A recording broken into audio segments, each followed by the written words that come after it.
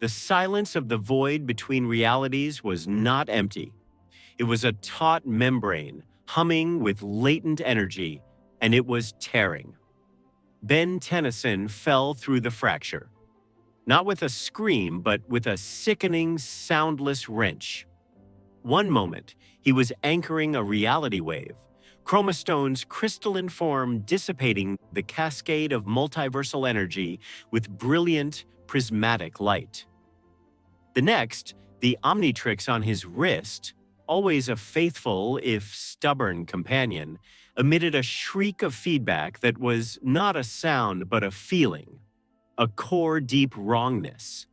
The green light of the dial sputtered, hemorrhaging into a violent ultraviolet. The stabilizing beam he was projecting twisted inward, becoming a vortex. It did not push him, it unmade the space he occupied. His last sight of his own universe was a gentle one. A city saved, not a pane of glass cracked. Civilians waving, their faces bright with relief. Max, Gwen, and Kevin sharing a tired, victorious smile.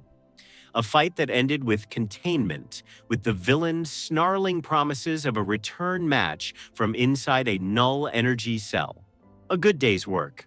The universe, his universe, felt solid, forgiving, built on a foundation where effort yielded salvation.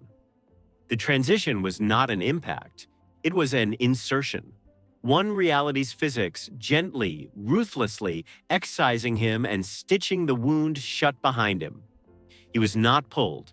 He was replaced. He materialized in an alley, human again, the scent of ozone and burnt copper replaced by the pungent cocktail of rotting garbage, wet concrete, and a strange, acrid industrial smog. He stumbled, his sneakers slipping on slick pavement, bracing himself against a grimy brick wall, slick with graffiti he didn't recognize. The omnitrix whined on his wrist, a low, pained thrum, its iconic green glow dim and unstable, flickering with sickly yellow pulses. He slapped it, a familiar, frustrated gesture. "Come on, buddy." "Not now. Where even?" The answer came not from the watch, but from the city that rose around the alley. The skyline was familiar in theory. Gleaming towers of steel and glass, neon signs buzzing to life in the gathering dusk, rivers of headlights below. But the grammar was off. The buildings were more brutalist, the neon harsher, the light itself seeming flatter. The air didn't just smell different, it tasted different, metallic, anxious, charged with a low-grade fear that was as much a part of the atmosphere as the oxygen. Then the scream, not a human scream, but the scream of pure, shrieking structural failure. Ben's head snapped up, his hero's instincts overriding his disorientation. 3 blocks away, a 40-story office building, a monolith of steel and mirrored glass, let out a deep, metallic groan. It leaned, a slow, terrible cant, before physics caught up and it began to topple. Not from an earthquake or a controlled demolition, from a streak of red and blue that had slammed through its central support columns with the focused force of a bunker-buster missile. Debris the size of trucks scythed through the air in a deadly hail. The sound reached him a second later, a thunderclap of absolute destruction that hammered his chest, followed by the rising, horrifying orchestra of shattering glass, screaming steel, and 1,000 human voices from the streets and windows, coalescing into one raw, sustained note of primal terror. His body moved before his mind could fully process. The omnitrix, sensing acute, large-scale crisis, managed a stable dial-up with a pained but determined glow. He didn't think, he slammed the core. Green light enveloped him, a cocoon of transformation. Bones elongated, density multiplied, skin hardened and transmuted into interlocked, faceted silicon plates that caught the failing light. Diamond Head. He launched himself from the alley, not as a man, but as a crystalline projectile, his body angled to minimize air resistance. This was a rescue. He knew this dance intimately. Create supports, catch falling debris, evacuate. His mind, honed by a decade of crisis management, was already calculating trajectories, identifying load-bearing points to intercept, mapping potential safe zones. He saw the people, tiny, ant-like figures streaming from the base, others trapped in grotesque webs of twisted rebar and shattered concrete. Above it all, the massive, skeletal frame of the building descended with a gravitational inevitability that was both majestic and horrifying. Diamond Head planted his feet in the middle of the intersection with a crack that split the asphalt. He didn't brace to catch. He braced to become. Thrusting his arms upward, he roared, a sound like grinding continents. From his body, emerald crystal erupted not in simple spikes, but in a complex, branching, glittering lattice of support beams and buttresses. He grew, anchoring himself to the street below and meeting the falling mass above. He caught a plummeting 10-ton section of the granite facade, the impact shuddering through his entire structure with a sound like a mountain being cleft. He held. He strained. He redirected the force into his own substance, feeling hairline fractures propagate up his legs and instantly heal, a cycle of damage and repair that was his unique resilience. He was a bulwark, a living shelter, a cathedral of emerald holding back the tide of gray death. Through the boiling dust cloud, his light-refracting vision saw the cause. Two figures moving in blurs that warped the air traded blows in midair, using the falling building as a momentary backdrop. Each impact was a localized shockwave, blowing out the remaining windows of adjacent structures for blocks. One was a man in a sleek white and gold costume, a cape whipping violently behind him, a hero surely by the archetype. The other was a hulking, organic tank of corded muscle and jagged, exposed bone, its face a mask of mindless fury, roaring with a sound that vibrated in Ben's crystal core. The hero in white and gold landed a punch that cratered the creature's chest with a wet crunch.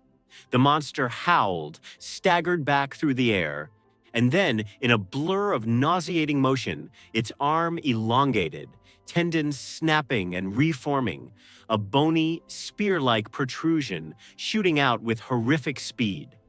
It wasn't aimed at the hero who had wounded it. It was aimed down. The bony spear, thicker than a telephone pole, pierced through the roof of a city bus that had been trapped in the gridlock below. It punched through the engine block, through the floor, and erupted from the undercarriage, skewering the vehicle like a grotesque kebab. The bus convulsed, then was still. Ben's sensory crystals, attuned to vibrations and energy signatures, had passively registered the lives inside. 15 heartbeats, a symphony of panic. A microsecond before they were snuffed out, replaced by a wet, final silence. Not a scream cut short, a sudden, absolute negation. He froze. In his world, villains aimed for the hero. They monologued. They took hostages to negotiate, to threaten, to leverage. The violence was a means to an end. Power, wealth, revenge. Here, the violence he just witnessed was the end itself. It was gratuitous. It was wasteful. It was casual. The monster hadn't even looked at the bus. It was a backhanded swipe, an afterthought of destruction. The hero in white and gold roared in fury. Not grief, Ben noted distantly, but furious offense, and closed the distance. In a series of motions too fast to follow, he gripped the creature's head, and with a wrenching twist and a tear that sounded like ripping canvas, ripped it from its shoulders. A geyser of viscous, black ichor fountained into the dusty air. The headless body spasmed, limbs flailing for a few seconds before going still. The fight was over. Just like that. Problem solved. But the building was still falling. A new kind of anger, cold and sharp, cut through Ben's shock. He roared again, a grinding, tectonic sound, and pushed harder. His crystalline structure expanded, shooting out new braces, thickening existing ones. He created sloping slides of smooth crystal for people to escape down, formed protective canopies over pockets of survivors. He shepherded, he redirected, he saved. He was doing his job amidst someone else's catastrophic mess. When the last groan of settling metal faded and the largest dust clouds began to drift, he stood, a towering, faceted monument in a field of devastation. The immediate crisis was over. Diamond Head receded, the crystals dissolving into green light that pulled back into the Omnitrix, leaving Ben Tennyson kneeling in the rubble, coughing on powdered concrete and something else. The coppery tang of blood that was not his own. He had saved dozens, perhaps 100. It was a good day's work. But the world around him refused to acknowledge it as such. EMTs and firefighters swarmed the area, their movements efficient, their faces not grateful or awed, but hollow, professional, etched with a deep, enduring fatigue. They had seen this before. This was Tuesday.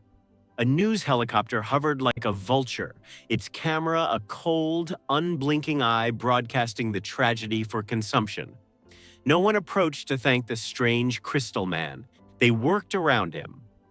A woman in a torn business suit, one heel missing, stumbled past him, supported by a paramedic.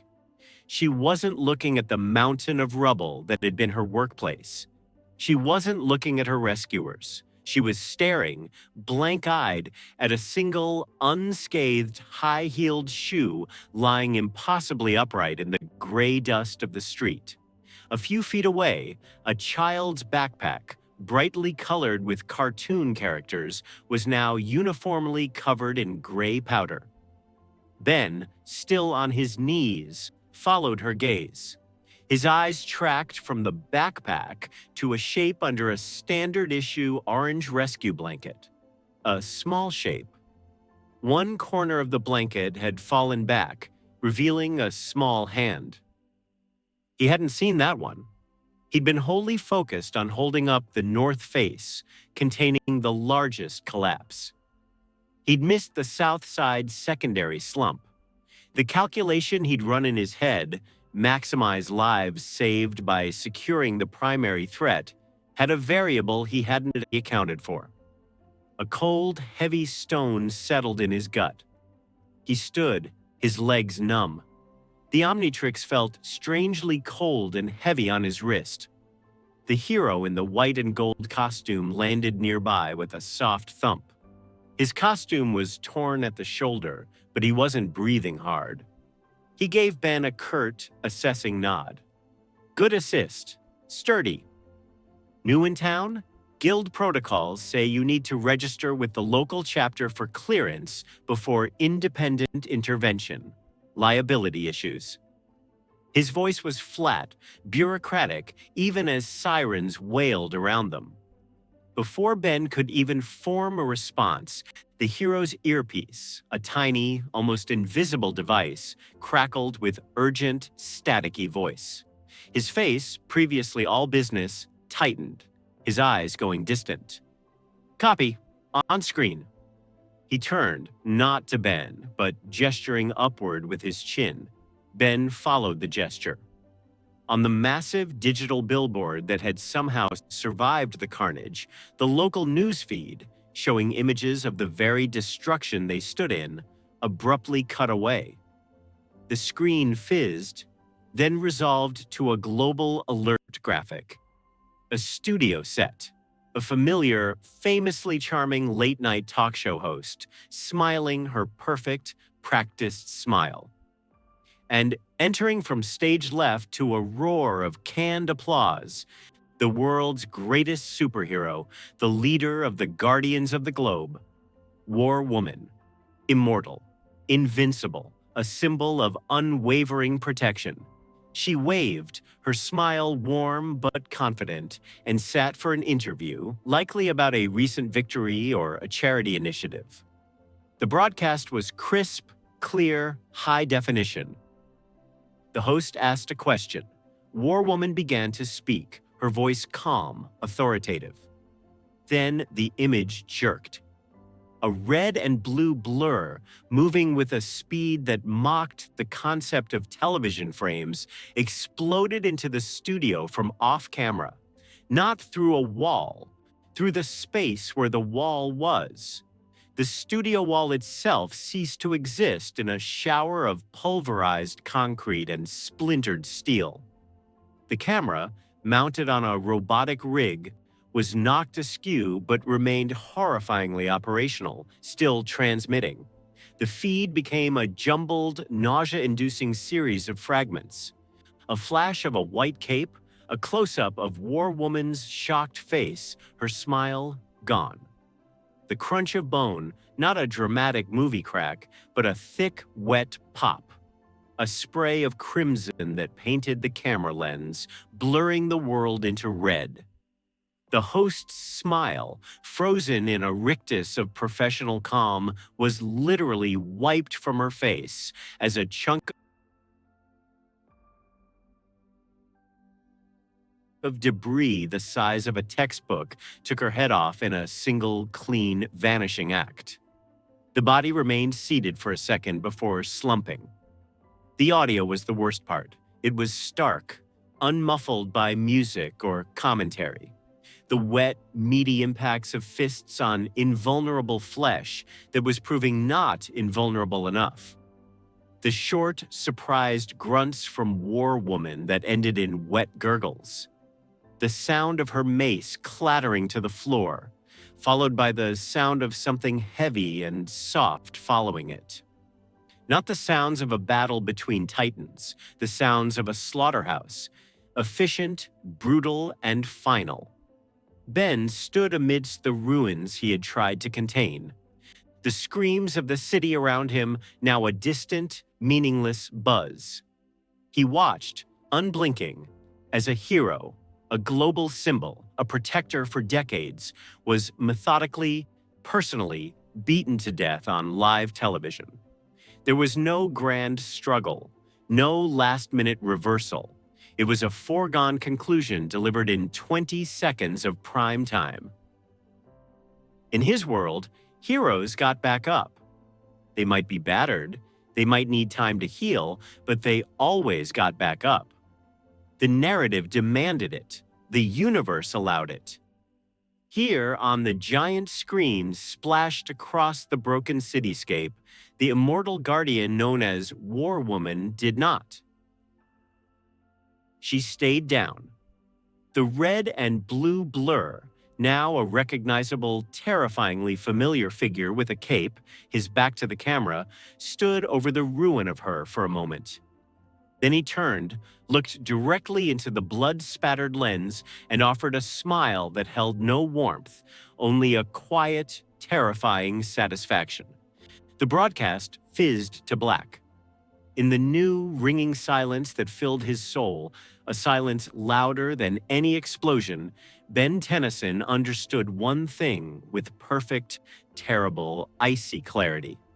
The rules were different here. The stakes were absolute. The calculus of heroism he had spent his life mastering was obsolete.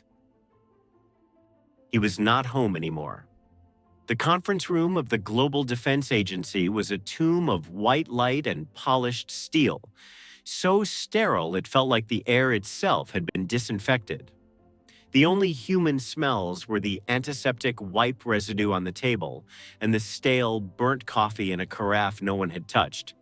Ben sat, the cheap polyester of his borrowed GDA sweatpants scratching against his legs, a constant, trivial annoyance anchoring him in a reality that had spun wildly off axis. Across the imposing table, Cecil Stedman didn't offer a hand or a greeting or a shred of human courtesy. He offered a dossier, sliding it across the reflective surface like a coroner presenting a cause of death. Tennyson, Benjamin Kirby, age 16, multiple uncontrolled high-velocity entries into Earth's airspace over the past 72 hours, associated with, and likely causative of, 7 distinct high-energy events across 7 states in 48 hours. Cecil's voice was a dry, factual scrape, the sound of a man reading a grocery list for a condemned man's last meal. Your omnitrix is a biological and technological anomaly our brightest minds cannot begin to classify. Its energy signature is unlike anything in our databases, which includes viltrumite tissue samples and flaxen wormhole matrices. You are an uncontained variable, a security risk of the highest order. Ben's hands were flat on the cool table. He could still feel the phantom grit of pulverized concrete under his nails, the indelible dust of the downtown disaster. He focused on that feeling, using it to ground the defiance simmering in his chest. I was trying to help. That thing with the building downtown, I contained the blast. I saved people. You did, Cecil acknowledged, closing the folder with a soft, final thump. Your actions in the financial district resulted in a civilian casualty count of 3, with 47 injuries. Projections without your intervention estimated over 200 fatalities. The math is in your favor. He leaned forward, his eyes devoid of the relief such numbers should bring. And War Woman is dead. Red Rush is dead. The Martian is a stain on a studio floor in Newark. Help, Mr. Tennyson, is a relative term here, son. You helped some. Others are just as dead. The door hissed open with a sigh of compressed air.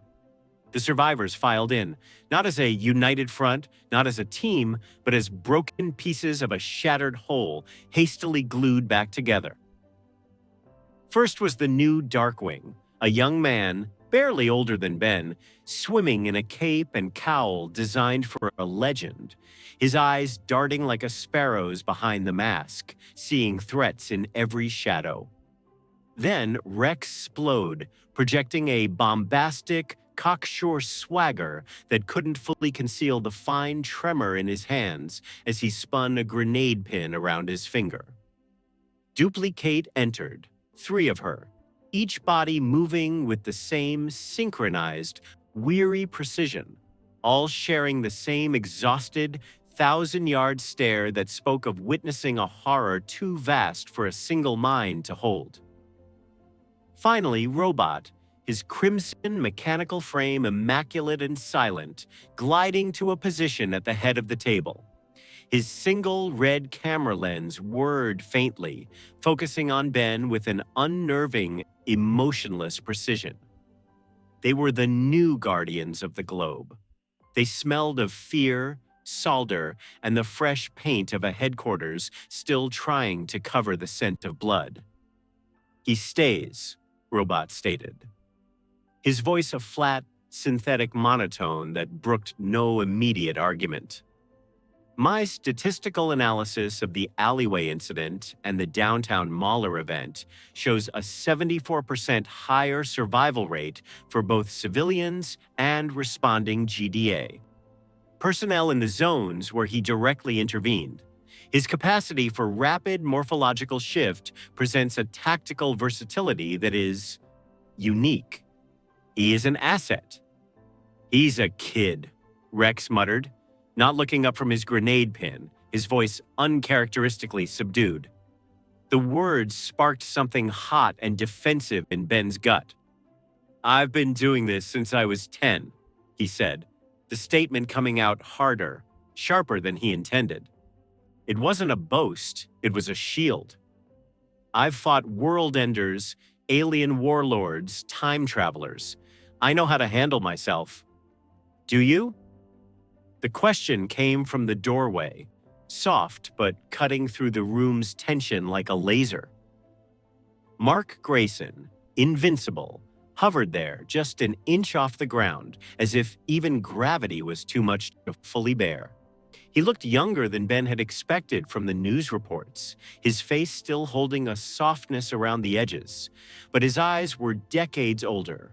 They held the same hollow, fractured reflection Ben had seen staring back at him from a shard of broken office window downtown. You catch falling buildings, Mark continued, landing on the polished floor without a sound. You make energy shields. You turn into a living containment unit. You don't finish fights. Ben stood, the chair scraping loudly. Finishing a fight doesn't have to mean killing the guy. That guy downtown, Mark said, his gaze steady and unbearably heavy. The Mahler twin, the one you subdued with your crystal guy form. They fished him out of your containment structure. He was coherent, mocking the GDA, agents. He was back on the street in 6 hours after a transport malfunction. He killed 17 people at a credit union in Chicago before the new Aquarius froze him solid. Permanently. The number didn't just hang in the air, it detonated. 17. It echoed in the sterile room. Ben's mind treacherously supplied the image. The small, sheet-draped shape by the bus downtown, the woman's single shoe lying on its side.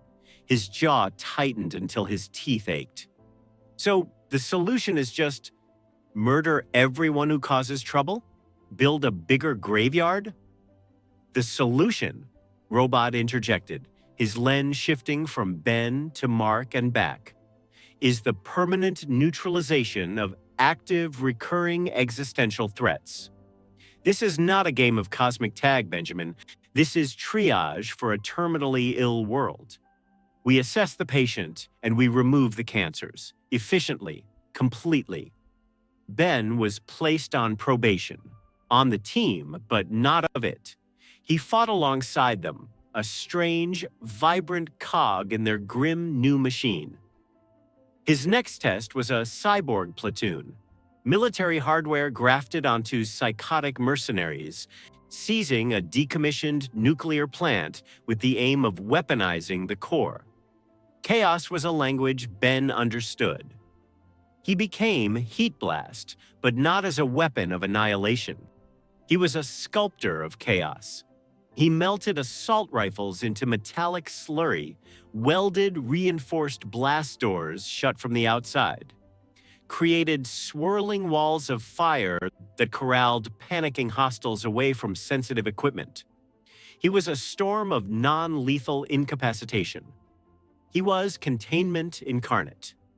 The cyborg commander, a hulking monstrosity of fused titanium and scarred flesh, lay pinned under a fallen cooling tower shaft, his weapon systems fried, one cybernetic leg sparking uselessly. Ben stood before him, wreathed in living flame, the air shimmering with heat haze. "Just wait," the thing snarled, its voice a grating digispeak growl. Hydraulic fluid leaked from its jaw like black blood. "I'll be back. Circuits can be resoldered. Flesh can be grafted. I'll remember your face, Fireboy. I'll find your family. I'll make you watch what happens to a hero's loved ones." The words were a poison. They slithered into Ben's ears, painting vicious, unbearable pictures. Gwen, tied up. His mom, terrified. Grandpa Max. The fury was instant and white-hot, a supernova of protective rage begging for release. He raised a hand. The flames around his fist condensed, blazing from orange to a blinding solar white. The heat warped the metal floor at his feet. One blast. A pinpoint lance of starfire through the commander's cranial casing. It would be clean, instant. a permanent end to the threat, to the vile promises.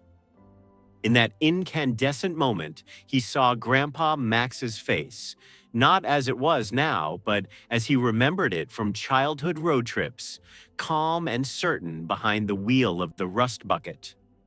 He heard the lesson, worn smooth by years of repetition, its edges softened by love, but its core unyielding steel. You don't get to play God, Ben. You don't get to decide who deserves to live or die. You just do your best with all you have to protect people. All people. The solar fire in his palm flickered. Ben's expression, hidden behind the mask of living rock and flame, contorted in a silent war. The omnitric symbol on his chest glowed fiercely. With a gasp that steamed in the superheated air, he lowered his hand. The flames snuffed out, leaving behind the smell of ozone and scorched metal. The GDA has a reinforced polymer cell with your name on it, Ben said, his voice rough. You're gonna rot in it. As he turned away, his form shifting back to human in a flash of green light, duplicates other bodies swarmed the immobilized commander. A dozen of her, moving with silent efficiency, bound him in layer upon layer of carbon filament cables, a cocoon of ultimate restraint. One of her duplicates, the one standing nearest to Ben, paused and looked at him. She didn't say, "Thank you." She didn't nod in approval or say, "Good job." Her expression, replicated across every one of her faces, was utterly unreadable. A blank page where Ben desperately wanted to read some validation, some sign he'd done the right thing. He found none. Later, on the rain-slicked roof of the Guardian's temporary headquarters, a repurposed skyscraper that still smelled of new drywall and corporate anxiety, Mark found him. The city below glittered, a vast bed of false jewels doing its best to hide 1,000 cracks and fissures in the civilization it represented. You could have ended him, Mark said, not looking at Ben, his eyes on the distant horizon where the city lights blurred into a haze. No one would have blamed you. Robot had already logged him as a total loss asset. It would have been efficient. Ben, leaning against a ventilation unit, didn't turn.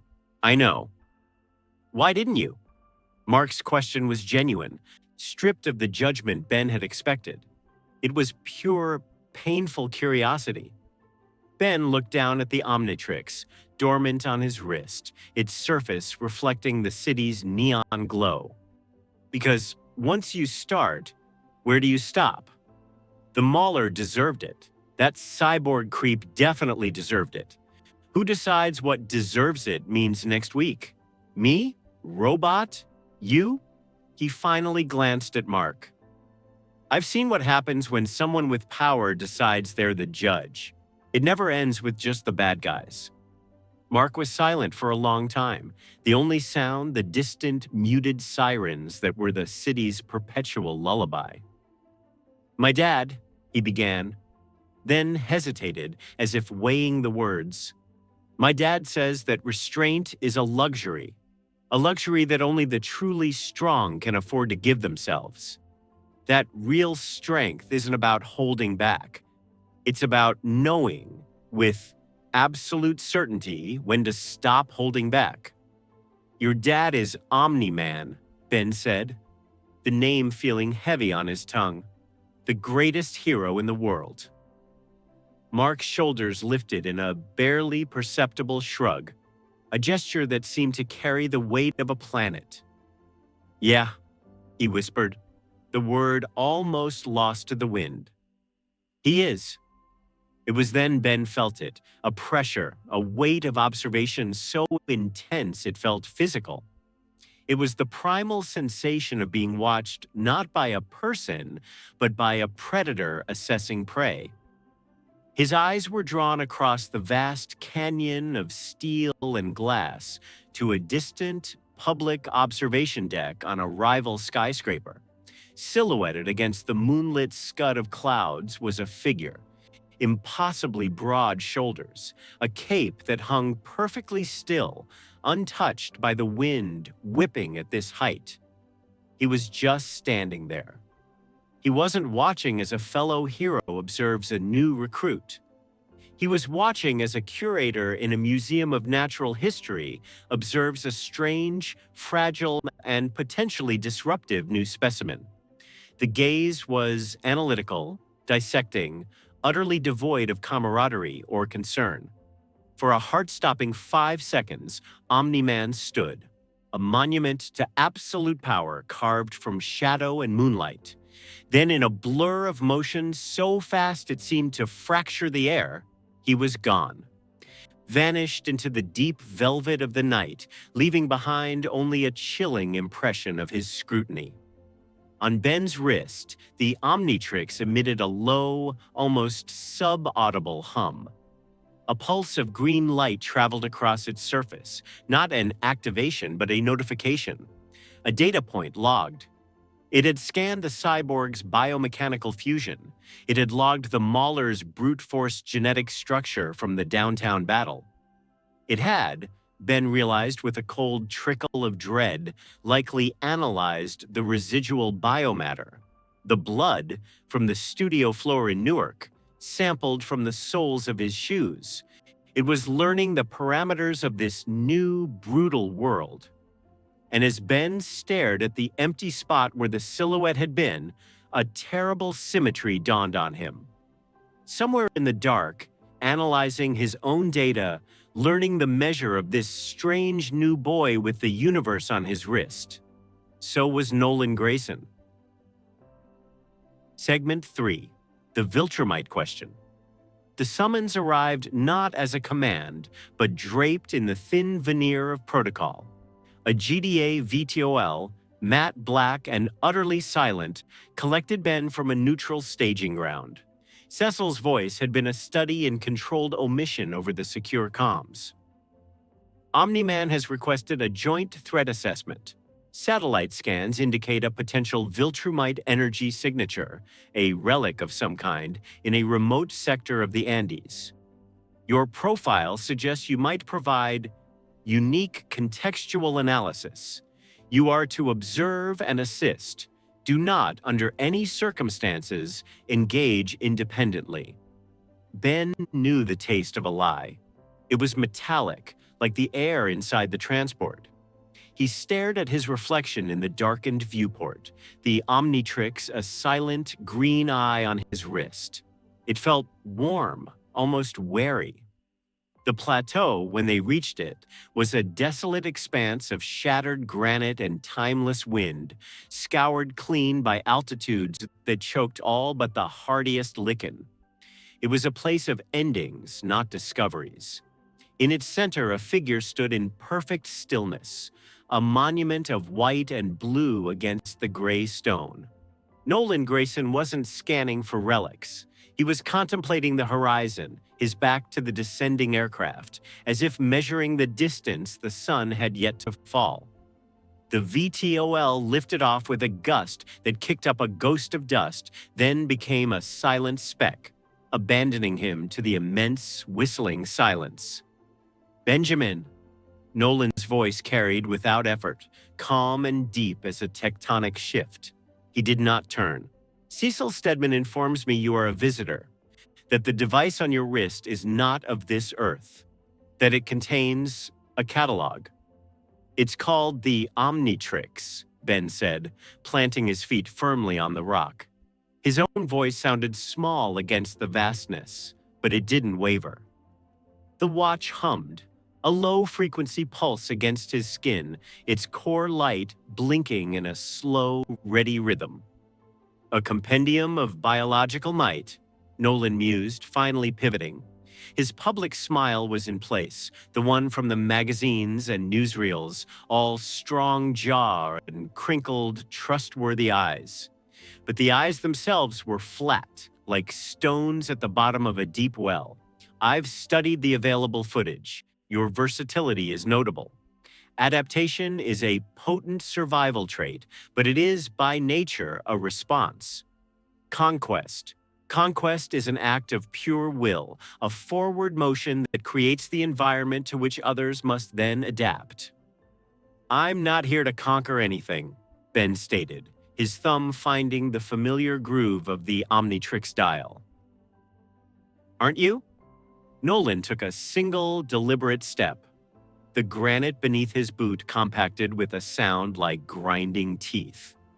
You impose your singular judgment, your personal morality on every conflict.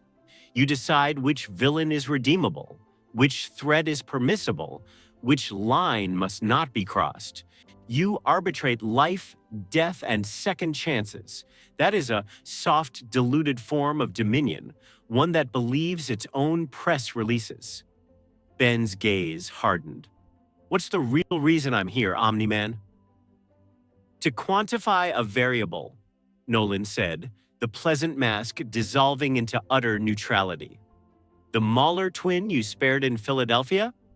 He is currently directing the construction of an unstable quantum duplication core beneath the Renaissance Center in Detroit. Cecil's pessimists project a minimum of 80,000 fatalities should it breach containment. Your mercy carries a deferred invoice, one paid by the innocent. I wish to see if you possess the capacity to even acknowledge the debt, let alone pay it. It was not an attack. It was a cataclysm in microcosm.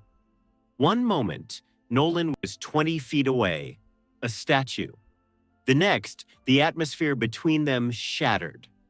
There was no sonic boom. It was as if the air itself was violently evicted.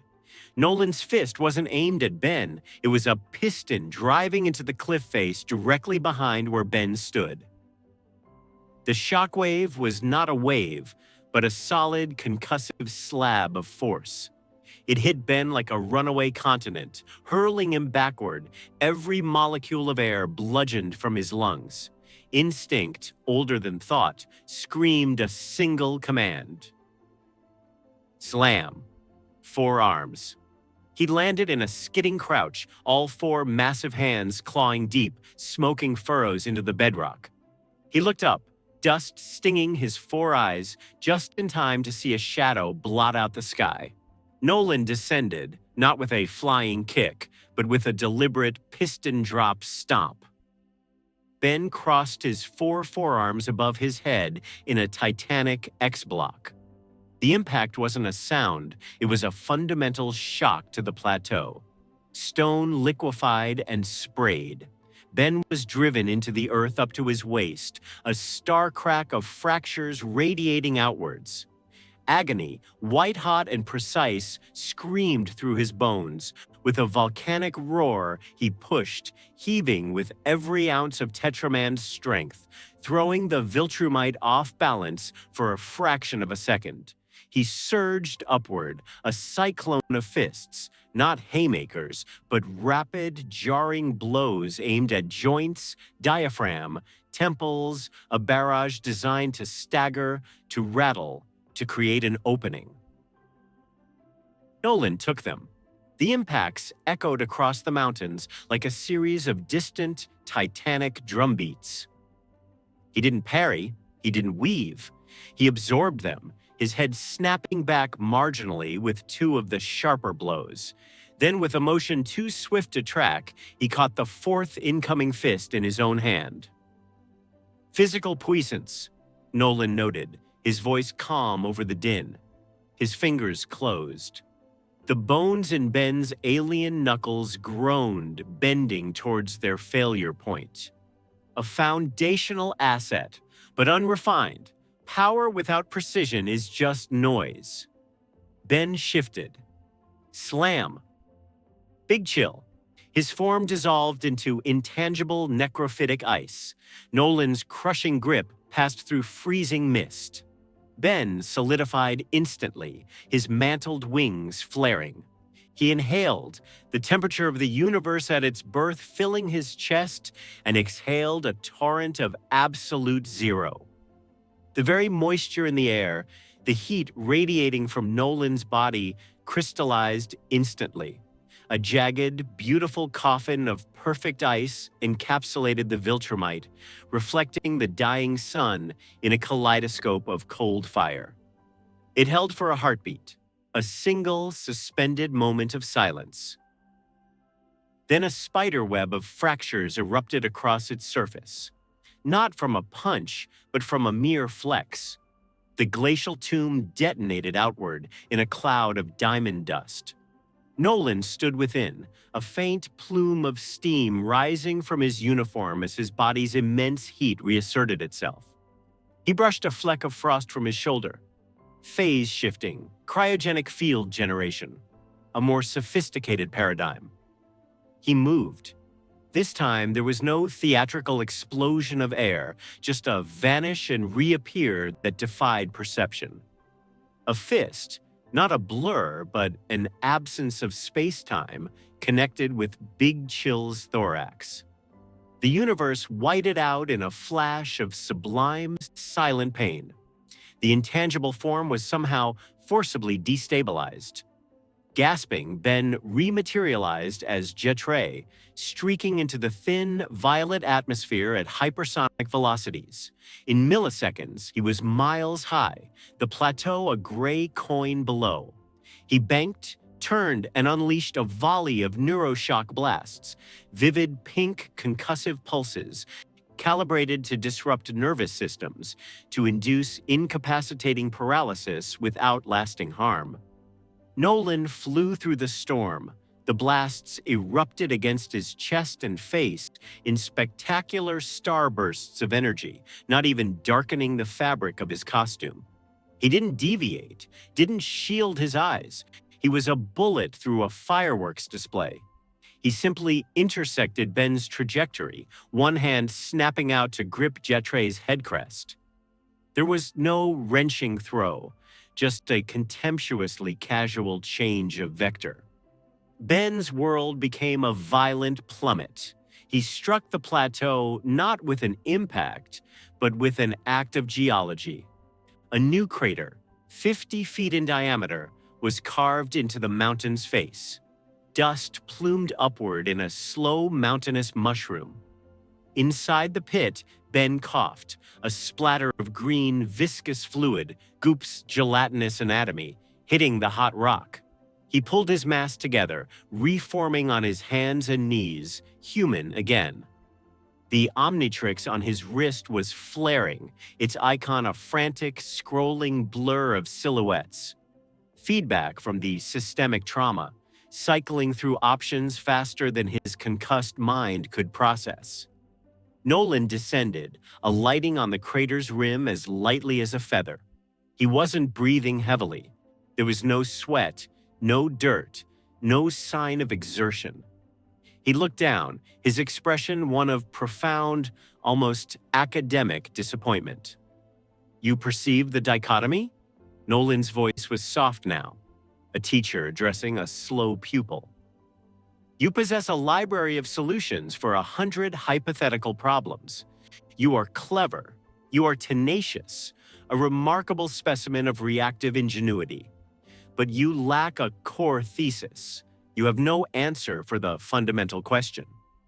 Ben pushed himself up onto his elbows, his vision swimming, green blood trickling from his nose. "And what's that?" "The why." Nolan knelt at the crater's edge, bringing his flint chip eyes level with Ben's. "Why do you insist on these limitations? Is it fear of your own capacity, the adherence to a child's code?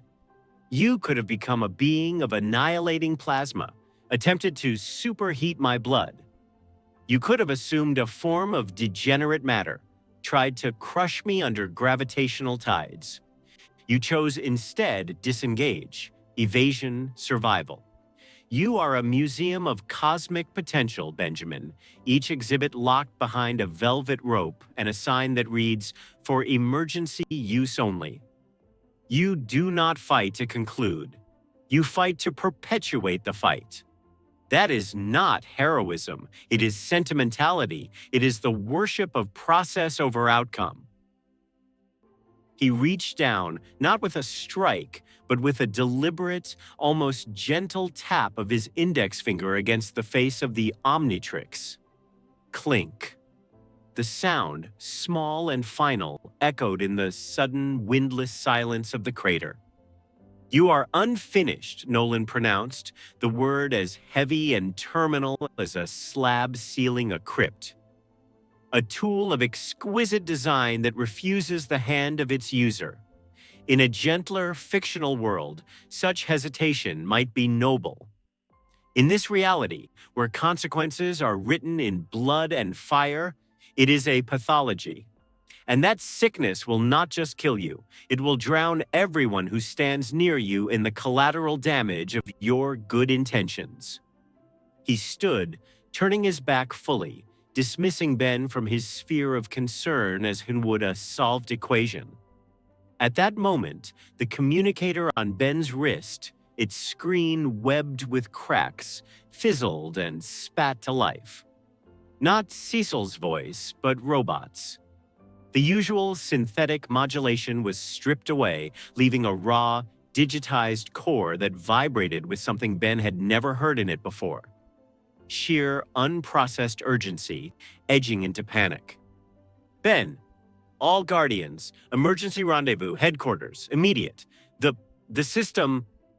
A blast of static, then a voice, ragged and familiar, Mark Grayson's, cut through for half a second. "Dad, stop!" Then silence, dead and absolute. The signal died. On the crater's rim, Nolan glanced over his shoulder, his profile a sharp cutout against the bloody orange of the setting sun. There was no surprise on his face, no confusion, only a quiet, dreadful, and absolute certainty. A man seeing a long-calibrated timer reach zero. Ben's blood, already cold from the fight, turned to ice slurry in his veins.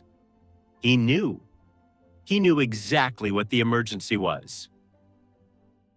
This wasn't a test. It was a distraction. The horror of the realization was more paralyzing than any blow.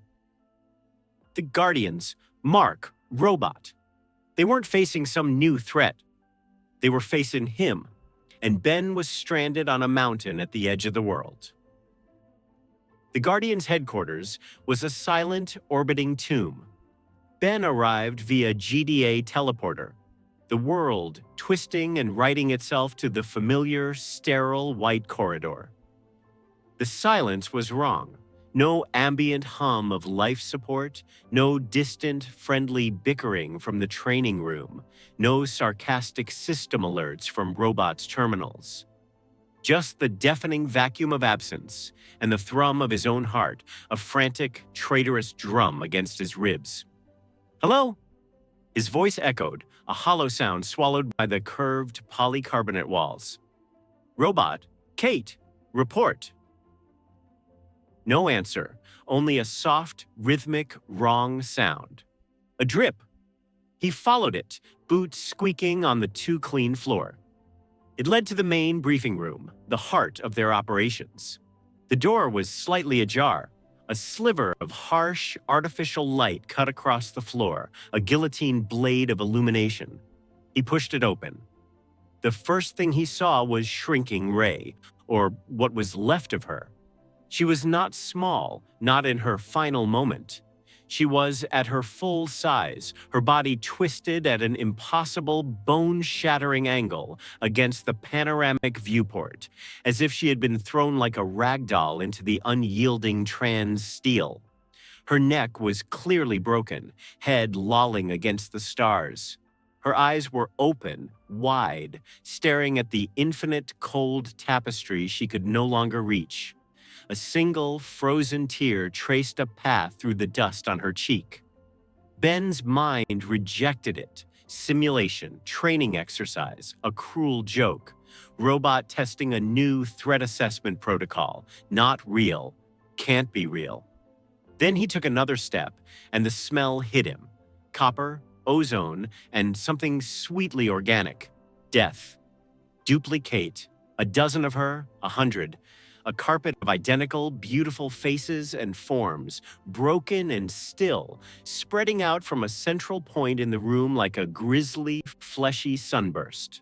Limbs bent backwards, spines snapped, skulls cracked. Every face, a perfect copy, wore the same final expression, a mask of pure shock, of sudden, total, simultaneous extinguishment. The original must have been among them. There was no way to tell. Her power, her curse of infinite life through duplication, had been turned against her with a vicious, logical finality, overwhelmed the mind by annihilating every vessel at once.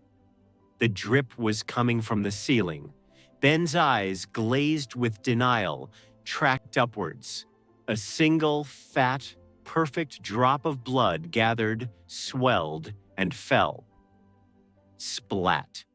It landed in a widening, dark, glossy pool on the polished black conference table, right over the holographic projector for their tactical maps.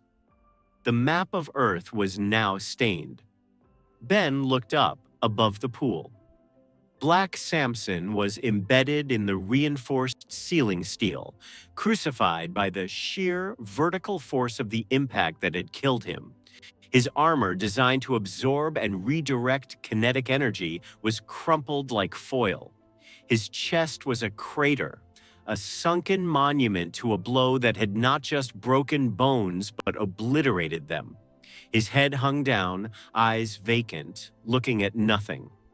Ben stumbled back, his shoulder hitting the doorframe with a solid thud. His breath came in short, ragged, useless gasps. The air felt too thin. This wasn't a fight. There were no signs of a prolonged struggle, no scorch marks here, no shattered furniture from a desperate defense. This was processing, disassembly, an industrial, systematic, and horrifyingly efficient dismantling of lives. A butcher's visit to a henhouse. He moved on, a ghost drifting through a slaughterhouse of his own making. His feet carried him, his mind a numb, buzzing shell. The armory door was blasted inward, its locking mechanism fused. Inside, the scene changed. Here, there had been a last stand. The room was a charnel house of fire and metal. Walls were scorched black. Slagged metal and shrapnel were embedded everywhere. In the center, propped almost casually against a blasted open weapons locker, was Rex Splode. A defiant, furious smirk was still etched onto his lifeless face, a final middle finger to the void. One hand was outstretched, fingers curled as if to snap. The other was gone, vaporized. The story was clear in the carnage. He'd unleashed everything, every explosive trick, every last bit of his unstable power. And his own devices, in the end, had been turned against him with perfect, brutal timing. The killer had used Rex's own chaos as the weapon. The medical bay was a silent, aquatic tomb. The new Aquarius, the hopeful successor, floated in his large saline tank. The water was clouded a sickening, opaque pink. Tendrils of blood, weightless and languid, bloomed from his still, drifting form like sad, dissipating flowers. He hadn't even had time to get out, to fight. He'd been killed in his home, in his sanctuary. And then the core, the training room. In the center of the vast, matted floor lay Robot, or rather, his chassis. The formidable, nigh impenetrable armored shell, the product of years of genius and paranoia, had not been broken. It had been peeled open. Great, curled strips of tungsten alloy were ripped back like the petals of some grim metal flower.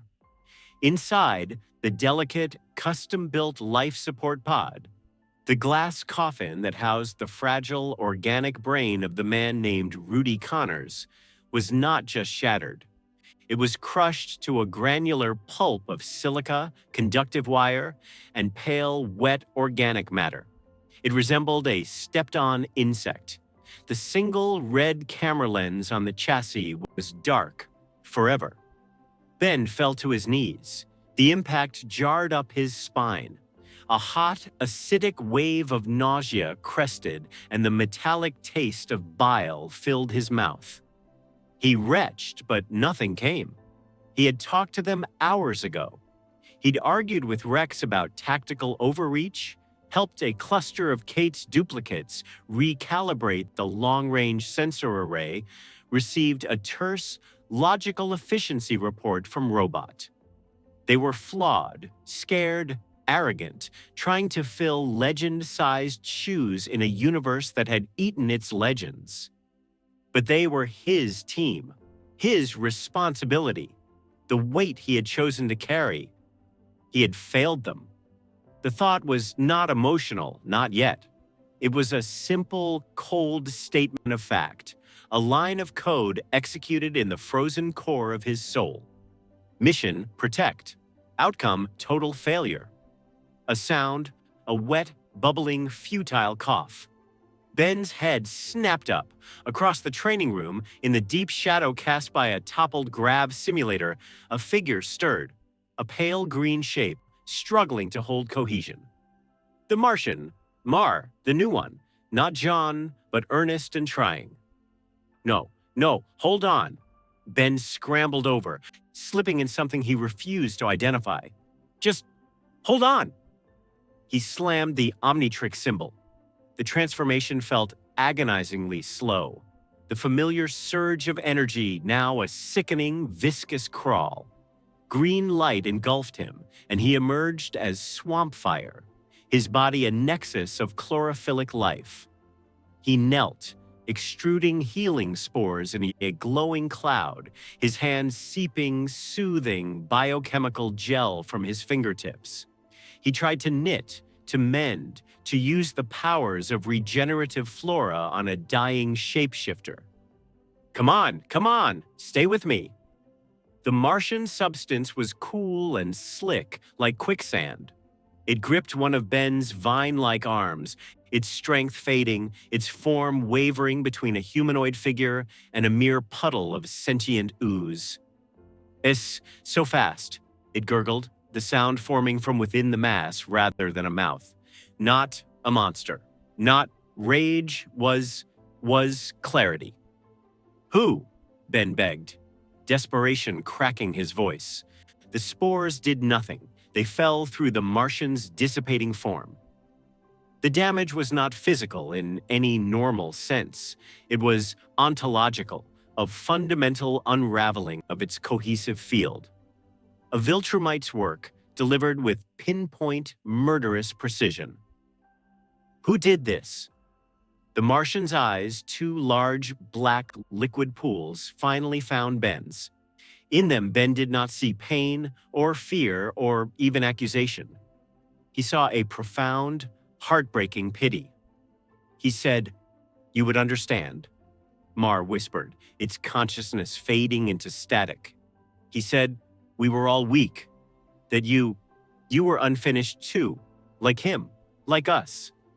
The form lost all coherence. The green substance, the essence of a being from another world, melted through Ben's grasp, becoming inert, non-reactive sludge on the polished floor.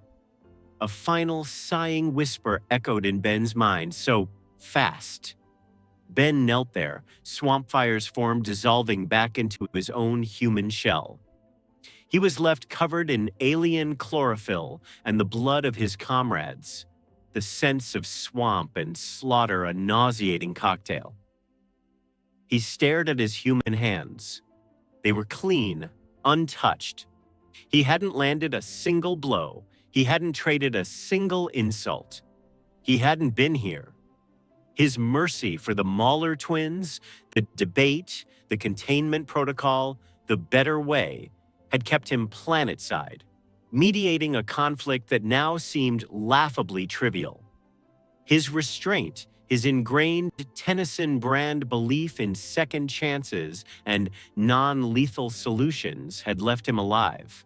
Not a victor, not a survivor, a witness, a janitor in the aftermath, kneeling in the ashes of those he was sworn to protect, his hands unstained by combat but drenched in the guilt of absence. On his wrist, the Omnitrix, its surface slick with alien gore and chlorophyll, emitted a pulse. Not its usual vibrant, hopeful green, but a deep, pulsating arterial crimson. The light throbbed like an infected heart. On the dial, for a nanosecond, a DNA strand symbol he didn't recognize, jagged, sharp, aggressive, predatory, flashed and vanished, too quick for his conscious mind to catalog. The watch had been active. It had scanned the entire room. It had absorbed the data of the violence, the precise angles of fracture, the energy signatures of implacable force, the thermal residue of speed that defied physics, the biological blueprints of death in 100 forms. It had processed the finality, the absolute unforgiving mechanical efficiency of the killer. It was integrating the data, learning. And in Ben, something else integrated. The cold, logical part of his mind that had been growing, fostered by years of cosmic war and loss, a part he'd suppressed under jokes and heroics, clicked irrevocably into place. The puzzle pieces, dismissed as paranoia, now formed a horrifyingly clear picture. The Mahler twins and their cloning obsession, the cyborg's relentless, amoral drive for upgrade. Omni-Man's gravel-voiced warning on a burning hillside. It will get everyone around you killed. The grief was a tsunami, a wall of black, screaming agony that finally broke over him. He felt it in his teeth, in the marrow of his bones. It was for Ray's stolen future, for Kate's infinite endings all collapsed into one, for Samson's stubborn pride, for Rex's furious spark, for Aquarius's unfulfilled promise, for Robot's lost, lonely genius, for Mars' innocent pity. But the wave receded, as all waves do, and what it left behind was a new landscape of his soul, barren, hardened, scoured clean of illusion, and preternaturally clear. His creed was ash in his mouth. He had tried to save everyone. He had tried negotiation, containment, cleverness, mercy. In doing so, he had saved no one. He had simply chosen the order of the slaughter and placed his friends at the top of the list. In this universe, mercy was not a virtue. It was a sin of omission, an active choice to enable the stronger, the crueler, the more decisive. It was a death sentence signed with a hesitant hand for the innocent. His kindness was the soil in which this atrocity grew. His second chance had been their last. He stood. The movement was not the weary rise of a grieving boy. It was the smooth, unhesitating ascent of a machine coming online. He did not look back at the corpses, the friends. Their memory was not an anchor. It was fuel, compressed and diamond hard in his core. He walked to the main viewport, stepping past shrinking Ray's glassy, starward stare. Earth hung below, a perfect, fragile blue and white marble swaddled in clouds. Ignorant, sleeping. Its cities twinkled with oblivious light. It saw a peaceful satellite in its orbit, not the void-filled tomb it had become. On his wrist, the Omnitrix hummed. The sound was different. A lower, darker harmony had been woven into its core frequency. It was no longer just a key to infinite forms. It was a student. And it had just graduated from a masterclass in extinction-level efficiency. It was ready to evolve, to meet this brutal, uncompromising world on its own savage terms. Ben Tennyson made a choice. It was not to leave, to run, to hide, to call for help from another platoon of doomed heroes. It was not to weep or to build a monument. It was to change. The hero who believed in second chances, who valued life above victory, who fought with one hand tied by his own conscience, died in that room with the Guardians. He was broken against the same viewport as Ray, dissolved with the Martian, exploded with Rex. Something else was being born in the silence, something forged in the absolute zero of loss, tempered in the blood of the fallen, programmed with the fatal flaw of mercy, and now ruthlessly debugging it. It wore Ben's face. It carried his grief. But its eyes, reflecting the indifferent stars, held a new light, the cold, clear, and utterly merciless light of understanding.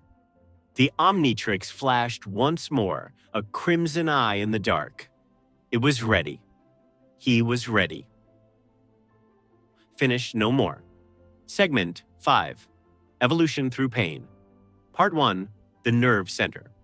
The GDA bunker, buried deep beneath a silent desert, was a cathedral of controlled panic.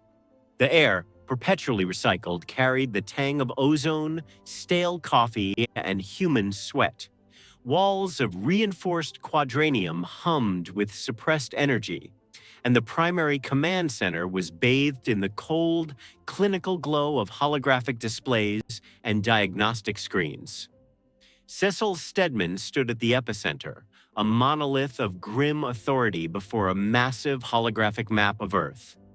His trench coat was draped over a chair. His sleeves were rolled up, revealing forearms corded with tension. On the map, red dots were blooming like malignant flowers over major cities: New York, Tokyo, Moscow, Cape Town. Each dot pulsed with a slow, ominous rhythm, accompanied by streams of data that scrolled too fast for the human eye. Spectral analysis, atmospheric disruption profiles, low-orbit trajectory confirmations. Viltrumite signatures, Cecil said, his voice a low, gravel rumble that cut through the nervous chatter of 24 technicians. Not 1, not 10. 37 confirmed, holding in low geosynchronous orbit. They're not in attack formations. They're not broadcasting threats. They're just waiting. The word hung in the air, heavier than any declaration of war. Waiting was a psychological tactic, a cosmic predator circling its prey, allowing dread to do the preliminary work of breaking the spirit. Mark Grayson hovered near a bank of sensor suites, his boots a few inches off the polished floor. He wasn't in uniform. He wore a simple gray GDA, sweatshirt and jeans, looking less like the superhero Invincible and more like a lost college student. His face was pale, the shadows under his eyes pronounced. His gaze kept darting to the main blast door, a 2-foot-thick slab of alloy designed to withstand a direct nuclear strike. Every soft hiss of a pneumatic subdoor, every footstep in the corridor made his heart lurch. He was waiting for his father to stride in, that familiar, confident half-smile on his face, to clap a hand on his shoulder and say, "Mark, there's been a misunderstanding. Let me explain." The truth he'd witnessed on the satellite feed, the brutal, efficient annihilation of the guardians of the globe, was a poison lodged in his gut. He couldn't vomit it up, couldn't expel it. It just sat there, corrosive and cold, eating away at the foundation of his entire life. My father is a hero. My father protects people. My father loves me. Each axiom now sounded hollow, a lie told by the universe itself. A senior analyst, a woman named Chen, with fingers flying across a tactile interface, spoke without looking up. Energy readings are passive, but off the scale. If just one of them decided to enter the atmosphere at speed, the kinetic impact alone, it would make the Tunguska event look like a firecracker. Defensive status? Cecil asked, his eyes never leaving the red dots. Global defense grid is at 100%. All satellite batteries are charged and targeted. Ground-based particle cannons are hot. It's a tapestry of targeting lasers up there, sir. But the projections, Chen's voice hitched. The projections are not encouraging. Our most optimistic models, assuming simultaneous global engagement and perfect accuracy, give us a 0.3% chance of neutralizing a single target before it reaches a population center. 0.3%, Cecil repeated, the number a death knell. And against 37? Chen finally looked at him, her eyes bleak. The model doesn't go that high. It simply says, catastrophic species extinction event. The silence that followed was absolute, broken only by the low, persistent beep of life sign monitors and the hum of the hologram projector. Mark felt the weight of that silence press down on him. He saw the faces of the Guardians, Red Rush's smirk, Darkwing's stern frown, the Martian's curious gaze, reduced to bloody smears on a conference table. His stomach churned. The main blast door hissed open with a sound like a giant sigh. Everyone turned. Mark's breath caught, a foolish, hope against reason hope leaping in his chest. It was Ben Tennyson. He was different, profoundly so. He wasn't in the flamboyant costume of his teen years, nor the more streamlined black and white suit he'd adopted later. He wore the standard-issue GDA tactical blacks, but they seemed to hang on him differently. The open, trusting set of his shoulders. The posture of a guy who'd saved the universe a dozen times and still believed in the basic goodness of things was gone. Replaced by a tectonic stillness, as if he'd absorbed the shock of a world-ending quake and now was the fault line. His face, usually so expressive, was a calm mask. But his eyes, they were the most changed. The spark of defiant optimism, the green fire that had stared down gods and tyrants, was extinguished. In its place was the flat, reflective surface of a deep, cold lake, holding unseen depths and chilling secrets. He moved with a new, predatory economy. No wasted motion. A step, a turn of the head, a glance. All were precise, calculated, devoid of youthful exuberance. He smelled of ozone and something sharper, more metallic, like the charged, burnt air scent that lingers after a lightning strike cleaves the sky. Cecil's sharp eyes took him in with a single, comprehensive glance. The strategist in him cataloged the changes, the heightened awareness, the absence of tells, the contained potential energy. The friend in him felt a pang of something like grief. Tennyson, Cecil acknowledged, his voice stripped of its usual gruff preamble. You've seen the orbital reports. Ben stopped a few feet from the main holotable. His gaze swept over the red dots, but there was no surprise there, only a grim confirmation. I was there, he said, his voice flat, devoid of inflection. It wasn't monotone, it was controlled, every syllable measured and released like a measured dose of truth. I didn't need to see a report. I saw the event. Mark flinched as if struck. The word event was so cold, so clinical. It sanitized the screaming, the splintering bone, the final desperate looks. He found his voice, a ragged thing. Ben, you saw him. You saw my dad. Ben turned that lake-calm gaze on Mark. There was no pity in it, no softness. Just a fact, waiting to be acknowledged. I saw Omni-Man, he corrected, the name a title, not a relationship. I engaged him. I observed his methodology, his intent. He looked back at Cecil. Your assessment is correct. They're waiting for his signal or for his failure. Your assessment? Cecil asked, leaning forward, his knuckles white where they gripped the edge of the table. All pretense, all bureaucracy had been burned away by the planetary threat. He needed data, not diplomacy. The words Ben spoke next fell into the room like stones into a still pond, each one creating ripples of existential dread. It was Omni-Man. He executed the Guardians of the Globe, premeditated, efficient. He left no witnesses he was aware of. Ben paused, letting the confirmation sink in, watching as Mark's face crumpled further. He is not a hero. He is not a protector. He is an advanced scout, a sleeper agent for an interstellar empire called the Viltrumite Empire. His mission was to soften this world, assess its defenses, and pave the way for annexation. The Guardians were the first strategic obstacle. They have been removed. A young technician at a comm station let out a choked sob, quickly stifled. The low beep of the scanners seemed to grow louder, a mechanical heartbeat counting down. "We can't beat him," the technician whispered, voicing the unspeakable thought in everyone's mind. "If he took out the Guardians by himself, and there are 37 more like him up there, we're already dead. We just don't know it yet." Cecil ignored the despair. His eyes were locked on Ben. "He bested you on the plateau.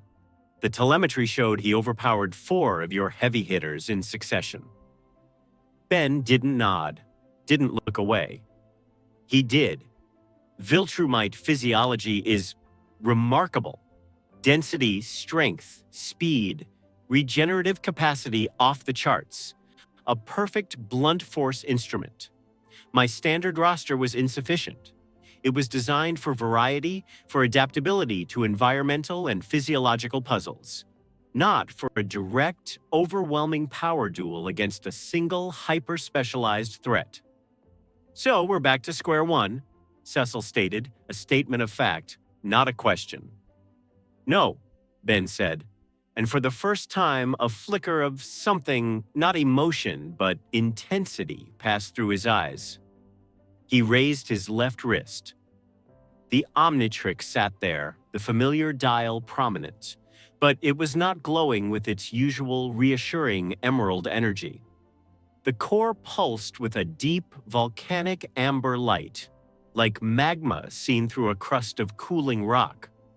The symbols around the dial were sharper, more angular, and they shifted minutely, as if in a constant state of microcalculation. "It's learned," Ben said simply.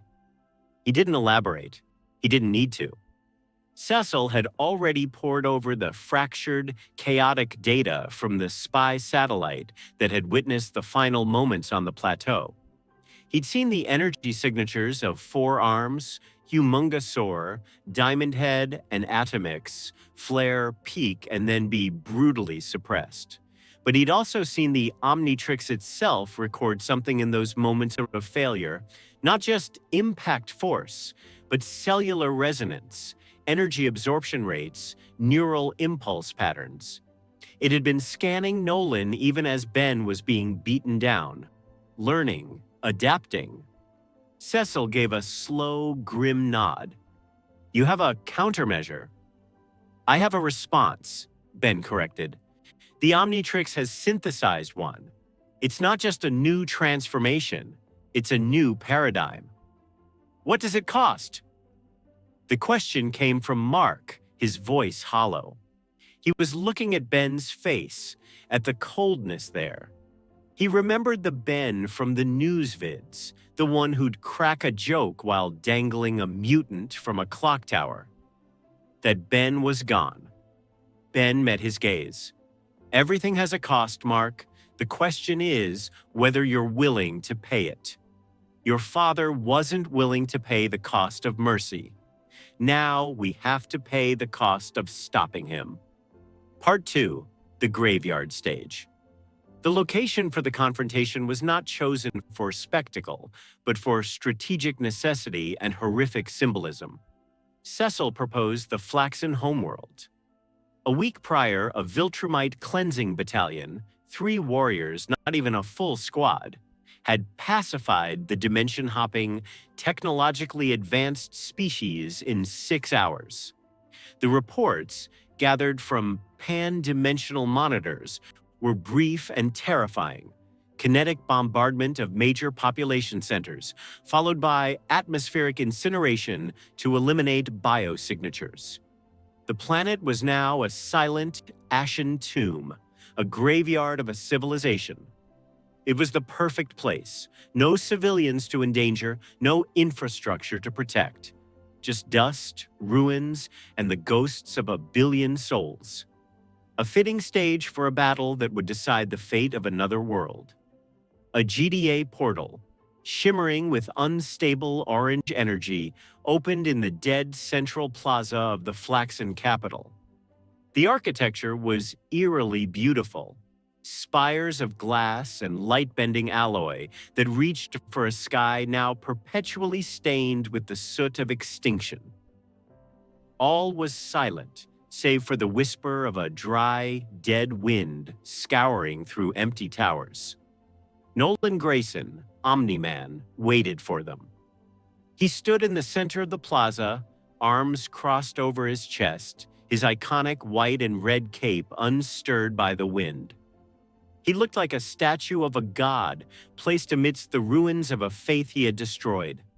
His expression was one of patience and a profound, weary disappointment. The portal solidified. Ben stepped through first, his GDA blacks already morphing as the Omnitrix on his wrist flared with that ominous amber light, ready at a touch. Mark followed, clad in his own superhero suit, his face a mask of anguish and resolve. He hovered a few feet behind Ben, his fists clenched. "Son," Nolan said, his voice carrying easily across the empty space. It was still that voice, the one that had read bedtime stories, that had offered advice after a failed rescue. It was full of that terrible, loving disappointment, directed entirely at Mark. "You brought the child." His eyes flicked to Ben, dismissing him. Something in Mark shattered and reformed, harder. "He's not a child," Mark said, his voice breaking on the first word but steadying by the last. "And you're not my father. My father was a hero. You're just the thing that killed him." Nolan's jaw tightened, a faint ripple of irritation. "Everything I did for you, to secure your future. A future of purpose, of order, of strength. Not this chaotic, sentimental scramble you call heroism. You are Viltrumite, Mark. Your destiny is the stars, not this mudball." "You murdered my friends," Mark screamed, the raw pain finally erupting. "You murdered the people who taught me, who trusted you. Green Ghost, War Woman, you smashed their heads in." "They were obstacles." Nolan's calm finally cracked, a fissure of imperial fury spreading through his paternal facade. His voice rose, booming off the silent towers. "Sentimental attachments to a backward world. This weakness you cherish, this need to protect the fragile. It will be the death of you. It will be the death of this entire pathetic planet. I was trying to save you from that fate. To harden you for what is to come." "What is to come?" Mark shot back, tears streaking through the dust on his face. "More murder? More graves?" "Empire!" Nolan roared. "A galaxy brought to heel under a banner of peace and strength. No more wars because no one would be foolish enough to start them. No more poverty because resources would be allocated with perfect efficiency. A utopia, Mark. Forged, yes, in the fire of conquest, but maintained in the peace of absolute order. You could help me build it." Ben, who had been silent, observing this tragic exchange like a scientist studying a toxic reaction, finally stepped forward. He moved with that eerie economy, placing himself physically between Mark and Nolan, a silent declaration of where the line was drawn. "Your empire," Ben said, his flat voice cutting through Nolan's fervor, "is built on a foundational lie. the lie that strength grants the right to conquer, that mercy is a flaw in the alloy of a civilization, that the value of a life is determined by its power to take other lives. He raised his left arm, the Omnitrix glowing like a baleful eye. I've traveled to 100 worlds, Nolan. I've seen what your strength builds. It doesn't build utopias. It builds graveyards, silent cities, libraries burned to ash, children who never get to grow up. Your peace is the peace of the grave, and I've had enough of graves. Nolan's eyes narrowed, his focus finally shifting fully to Ben. He saw the change in him, the cold readiness. He remembered the tenacious boy from the plateau, clever but ultimately outmatched. You learned nothing from our last encounter. Sentiment blinded you then. It will get you killed now. A faint, almost imperceptible smile touched Ben's lips. It held no warmth. You're wrong. I learned everything. His thumb slammed down on the Omnitrix dial. Part 3. Wrath. The transformation was not the familiar, instantaneous flash of green light accompanied by a heroic chime. It was a shockwave. A concussive, silent pulse of amber energy exploded outwards from Ben, flattening the dust in a perfect circle for half a mile. The sound was a deep, resonant thum, felt in the bones more than heard with the ears, like the final sealing closure of a celestial vault. The air itself seemed to warp and harden around the epicenter. Where Ben Tennyson stood, there now existed a being of contained, furious potential. It was not a simple, singular alien form. It was a fusion, a synthesis of purpose, a living weapon forged from the Omnitrix's database and programmed with one overriding directive: counter Viltrumite threat protocol. It stood 9 feet tall.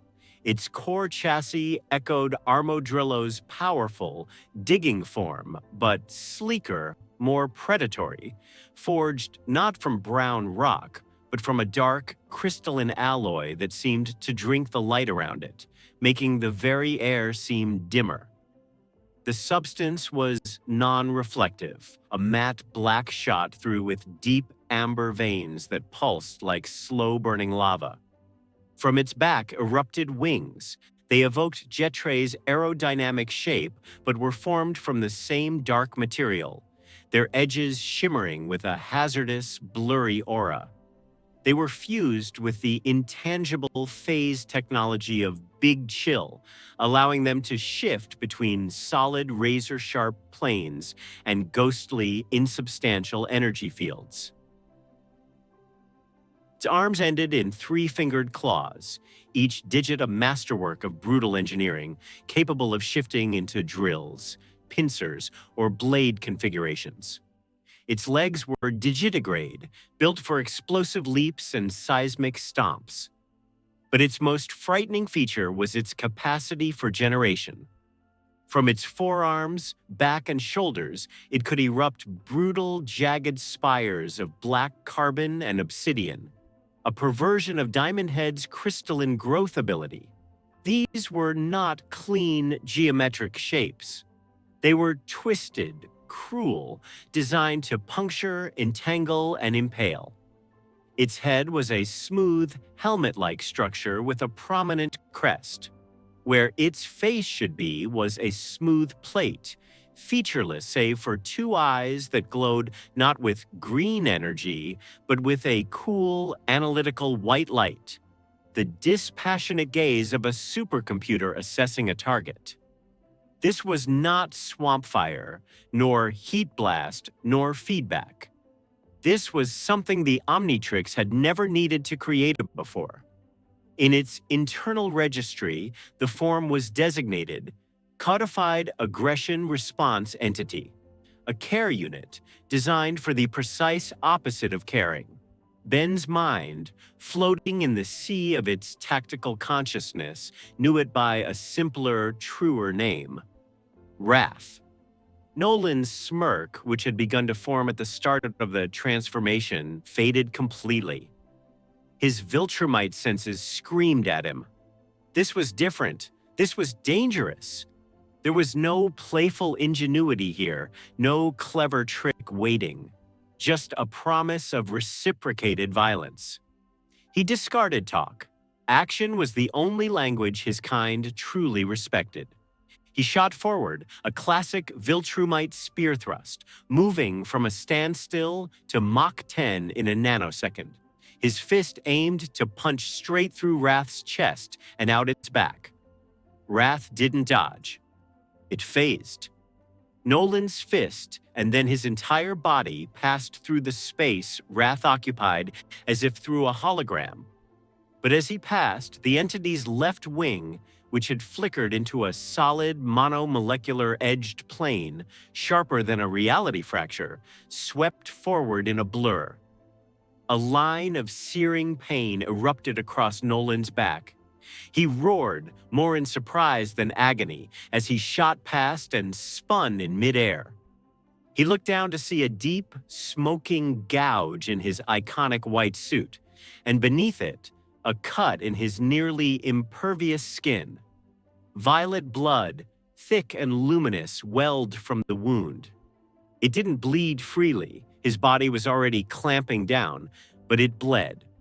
The first time anything on this planet had made him bleed since his arrival. Shock gave way to pure, unadulterated rage.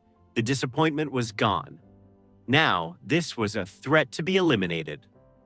"Interesting," Nolan bellowed, his voice shaking the broken towers. "A new trick. Let's see how many times you can perform it." He unleashed a barrage. He became a blur of motion, a storm of fists that could crater continents, shatter mountains. He moved with the precision of a master combatant, feinting, striking from angles meant to confuse and overwhelm. Wrath met the storm. It tanked the first blow directly on its crossed forearms. The dark, crystalline skin spider-webbed with brilliant white cracks.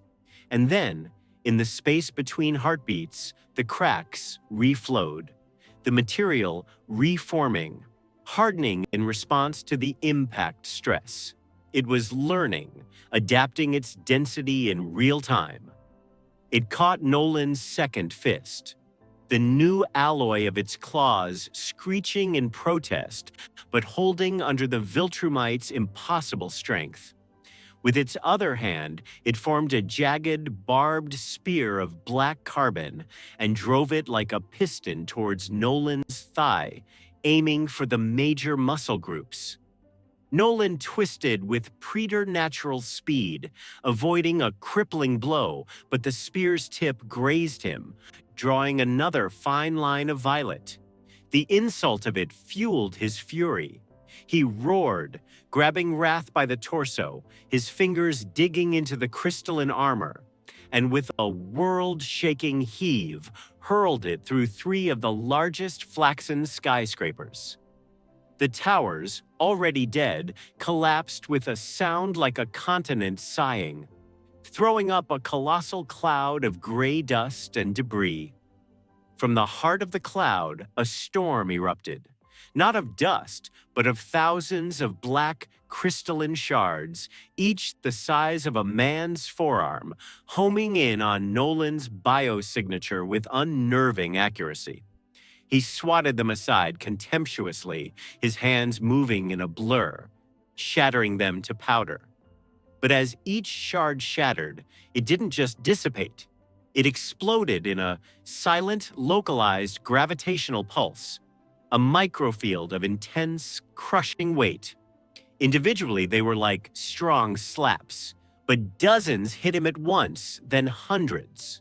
The compounded effect was like swimming through hardening concrete. It staggered him, broke his rhythm, made the air itself a viscous, heavy foe.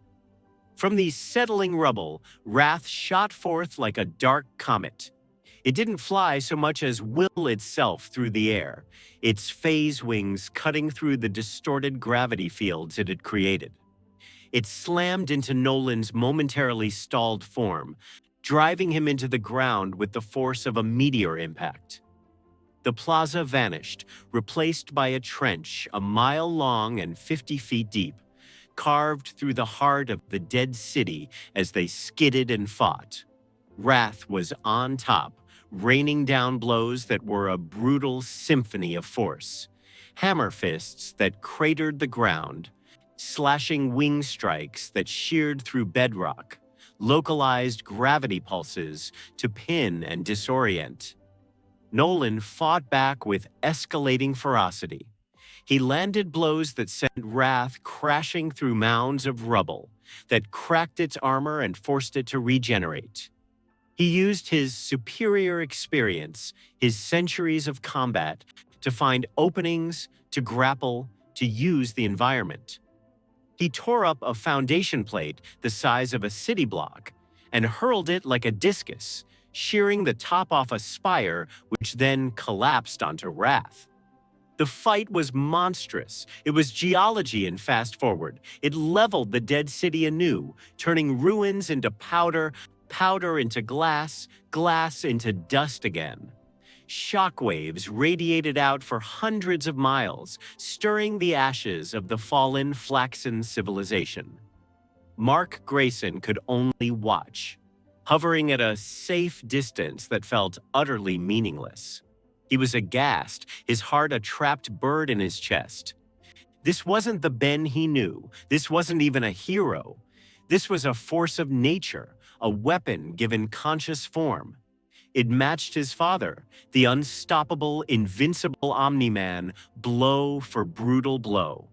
There was no banter, no clever quips, just the sickening thunder of impacts, the shriek of tearing alloys, and the cold, analytical white eyes that never wavered. This was evolution forged in the pain of failure, and it was terrifying to behold. Part 4. The Cage. For an hour, the titans clashed. Nolan's initial rage cooled into a grim, focused determination. This creature was a problem, but it was not invincible. It adapted, but it also had a rhythm, patterns in its responses. It favored containment and control over killing strikes, a weakness rooted in its creator's psyche. Finally, seeing an opening after a particularly devastating exchange that left Wrath's chest plate shattered and slowly reforming, Nolan seized his chance. He feigned a stumble from a gravity pulse, lured Wrath in for a grapple, and then moved with blinding, desperate speed. He got behind the entity, one powerful arm snaking around its throat in a chokehold that could sever a battleship. His other hand pulled back, fingers curled into a fist that concentrated all his might, all his Viltrumite genetic superiority, into a single point. It was aimed at the back of Wrath's head, at the smooth helmet where the neural interface would be.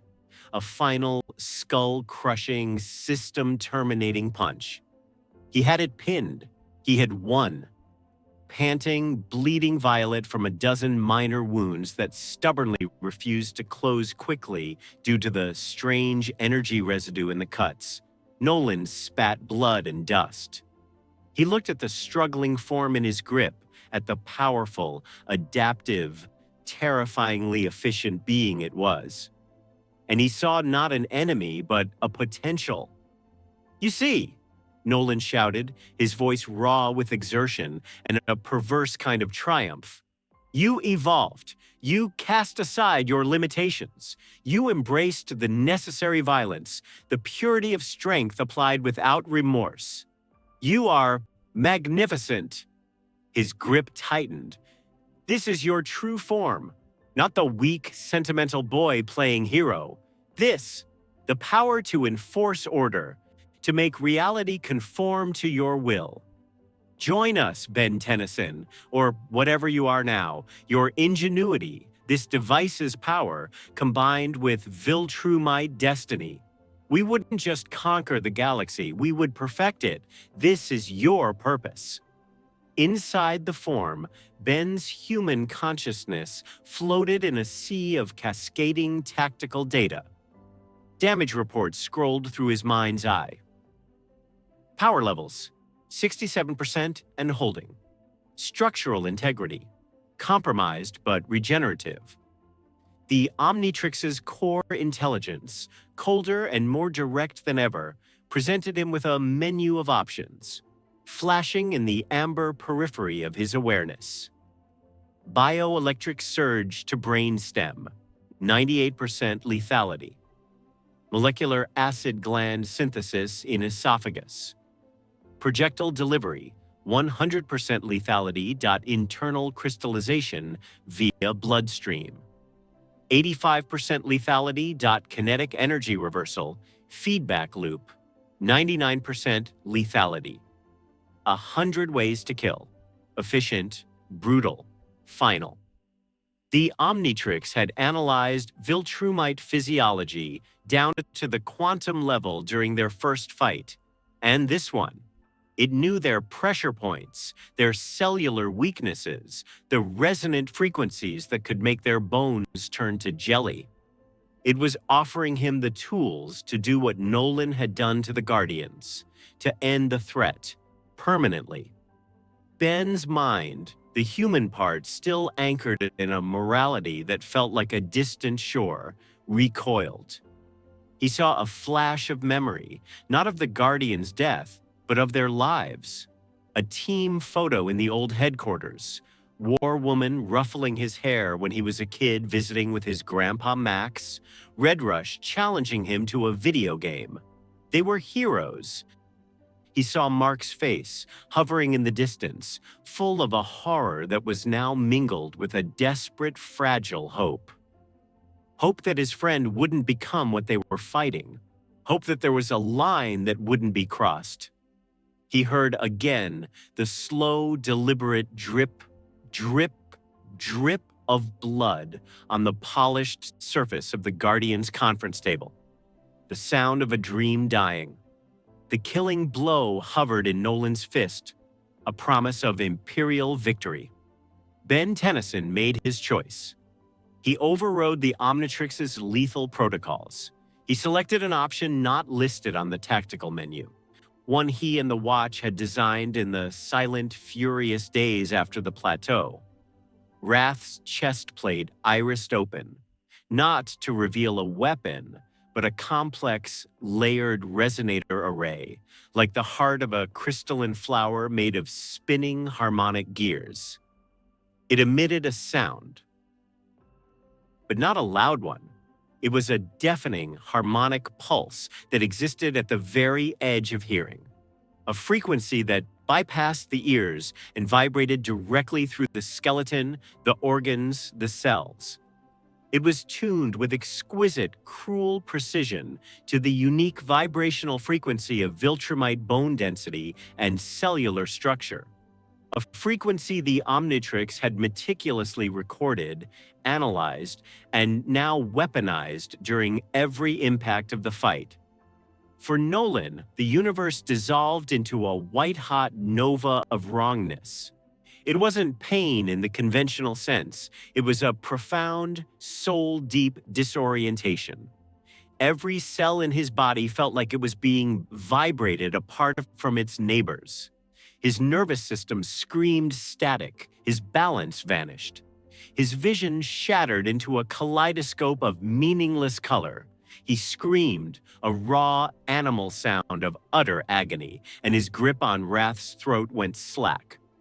As Nolan convulsed, suspended in that hellish resonance, Wrath acted.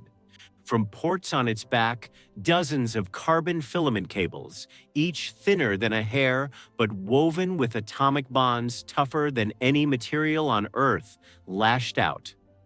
They moved with neural speed, weaving around Nolan's limbs, his torso, his neck, in a complex, constricting web in less than a nanosecond. They didn't crush.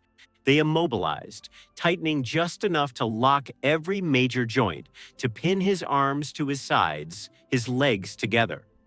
Simultaneously, the ground around Nolan erupted. Black obsidian spikes, each humming with a faint amber energy, grew in an intricate, interlocking pattern, forming a cage around him. It was a brutal, beautiful thing, like a thorny cocoon forged in nightmare. Each bar emitted a dampening field that neutralized biokinetic energy, counteracting the very source of Viltrumite's strength. The harmonic resonator shut off. The fight was over. Nolan hung in the center of the cage, suspended by the cables, breathing in ragged, shuddering gasps. The disorientation was fading, replaced by a cold, clear, and total understanding. He was trapped. Not just physically, he was defeated. His ideology, his mission, his absolute certainty, all had been caged by a being that had chosen control over kill. Wrath dissolved in a reverse of its transformation, not a shockwave, but a sudden implosion of amber light that sucked inwards. It revealed Ben Tennyson on his knees in the dust, the breath sobbing from his lungs. Sweat and a thin trickle of blood from a split lip mixed on his face. The Omnitrix on his wrist was dark, its surface hot to the touch, a network of fine cracks glowing with residual amber heat. It was overheated, pushed to its absolute limit. He looked up at Nolan, trapped in the silent, humming cage, alive, contained, but utterly, definitively beaten. Mark landed softly beside the cage, his boots crunching on pulverized crystal. He looked from his father, seething, silent, his eyes burning with a betrayed, impotent fury, to his friend, broken and exhausted on the ground. The storm of emotions on Mark's face was almost too much to bear. Grief, relief, horror, awe, and a profound, aching sadness. "You could have killed him," Mark whispered, the words carried away by the dead wind. "He was right there. You had him. After everything he did." Ben pushed himself to his feet, his body screaming in protest. Every muscle felt shredded, every bone bruised. He met Nolan's gaze through the bars of the cage. There was no gloating in Ben's eyes, only that deep, cold exhaustion. "He's not a monster to be put down, Mark," Ben said, his voice hoarse but steady. "Monsters are forces of nature or madness. He's a soldier, a fanatical, genocidal one, but a soldier following orders from a corrupt empire. He's a prisoner of war." Ben took a step closer to the cage, his shadow falling across Nolan's face. "And he's going to talk. He's going to tell us everything. Deployment schedules, fleet compositions, homeworld coordinates, weaknesses. He's going to tell us everything about the Empire coming for your world." He stood fully now, facing the captured Titan. He had evolved. He had forged himself in the pain of failure and emerged harder, colder, capable of a violence that mirrored his enemies. He had won. But as he looked down at his own hands, human hands, trembling slightly with fatigue and adrenaline, he felt no triumph, no heroic surge, only a vast, hollow weight settling in his chest. The weight of the choice he'd made, the weight of the violence he'd embraced and then deliberately curbed. The weight of knowing that to save one world, he'd had to let a part of himself die on this dead one. He felt the ghost of the boy he'd been, the one who believed in the power of a second chance, receding into the distance. He was a colder, harder man for having made this choice. And the war, he knew, was only beginning. Above them, in the ashen, perpetual twilight of the flaxen sky, a ripple disturbed the clouds, then another, then a third. 3 new stars, moving with silent, grim purpose, pierced the atmosphere. They trailed fire not from friction, but from the controlled release of incredible energy. They slowed, hovering high above the ruined city, casting long, ominous shadows over the graveyard and the cage at its center. The silhouettes were unmistakable. The capes, the armored musculature, the air of absolute, unassailable authority. The Viltrumite reinforcements had arrived. The war for Earth did not come with a declaration. It came with a sunset, a slow, bleeding dusk that seemed to hang over the Atlantic like a premonition. 3 silhouettes, sharp as cut stone, pierced the orange haze, growing from specks to giants in the span of a held breath. They did not broadcast threats. They did not demand surrender. The Viltrumites simply arrived, and with a patience more terrifying than rage, they began to unmake a city on the eastern seaboard. It was not an invasion, it was a demonstration, a lesson in geometry applied to architecture, to flesh, to hope. They dismantled towers, bisected bridges, and carved fault lines into streets, all with their bare hands and contemptuous speed. Their message was simple: resistance has a cost, and the cost is everything you love. They did not account for the anomaly. Ben Tennyson was no longer a boy with a toy. He was not even the seasoned plumber who had faced down universal ends.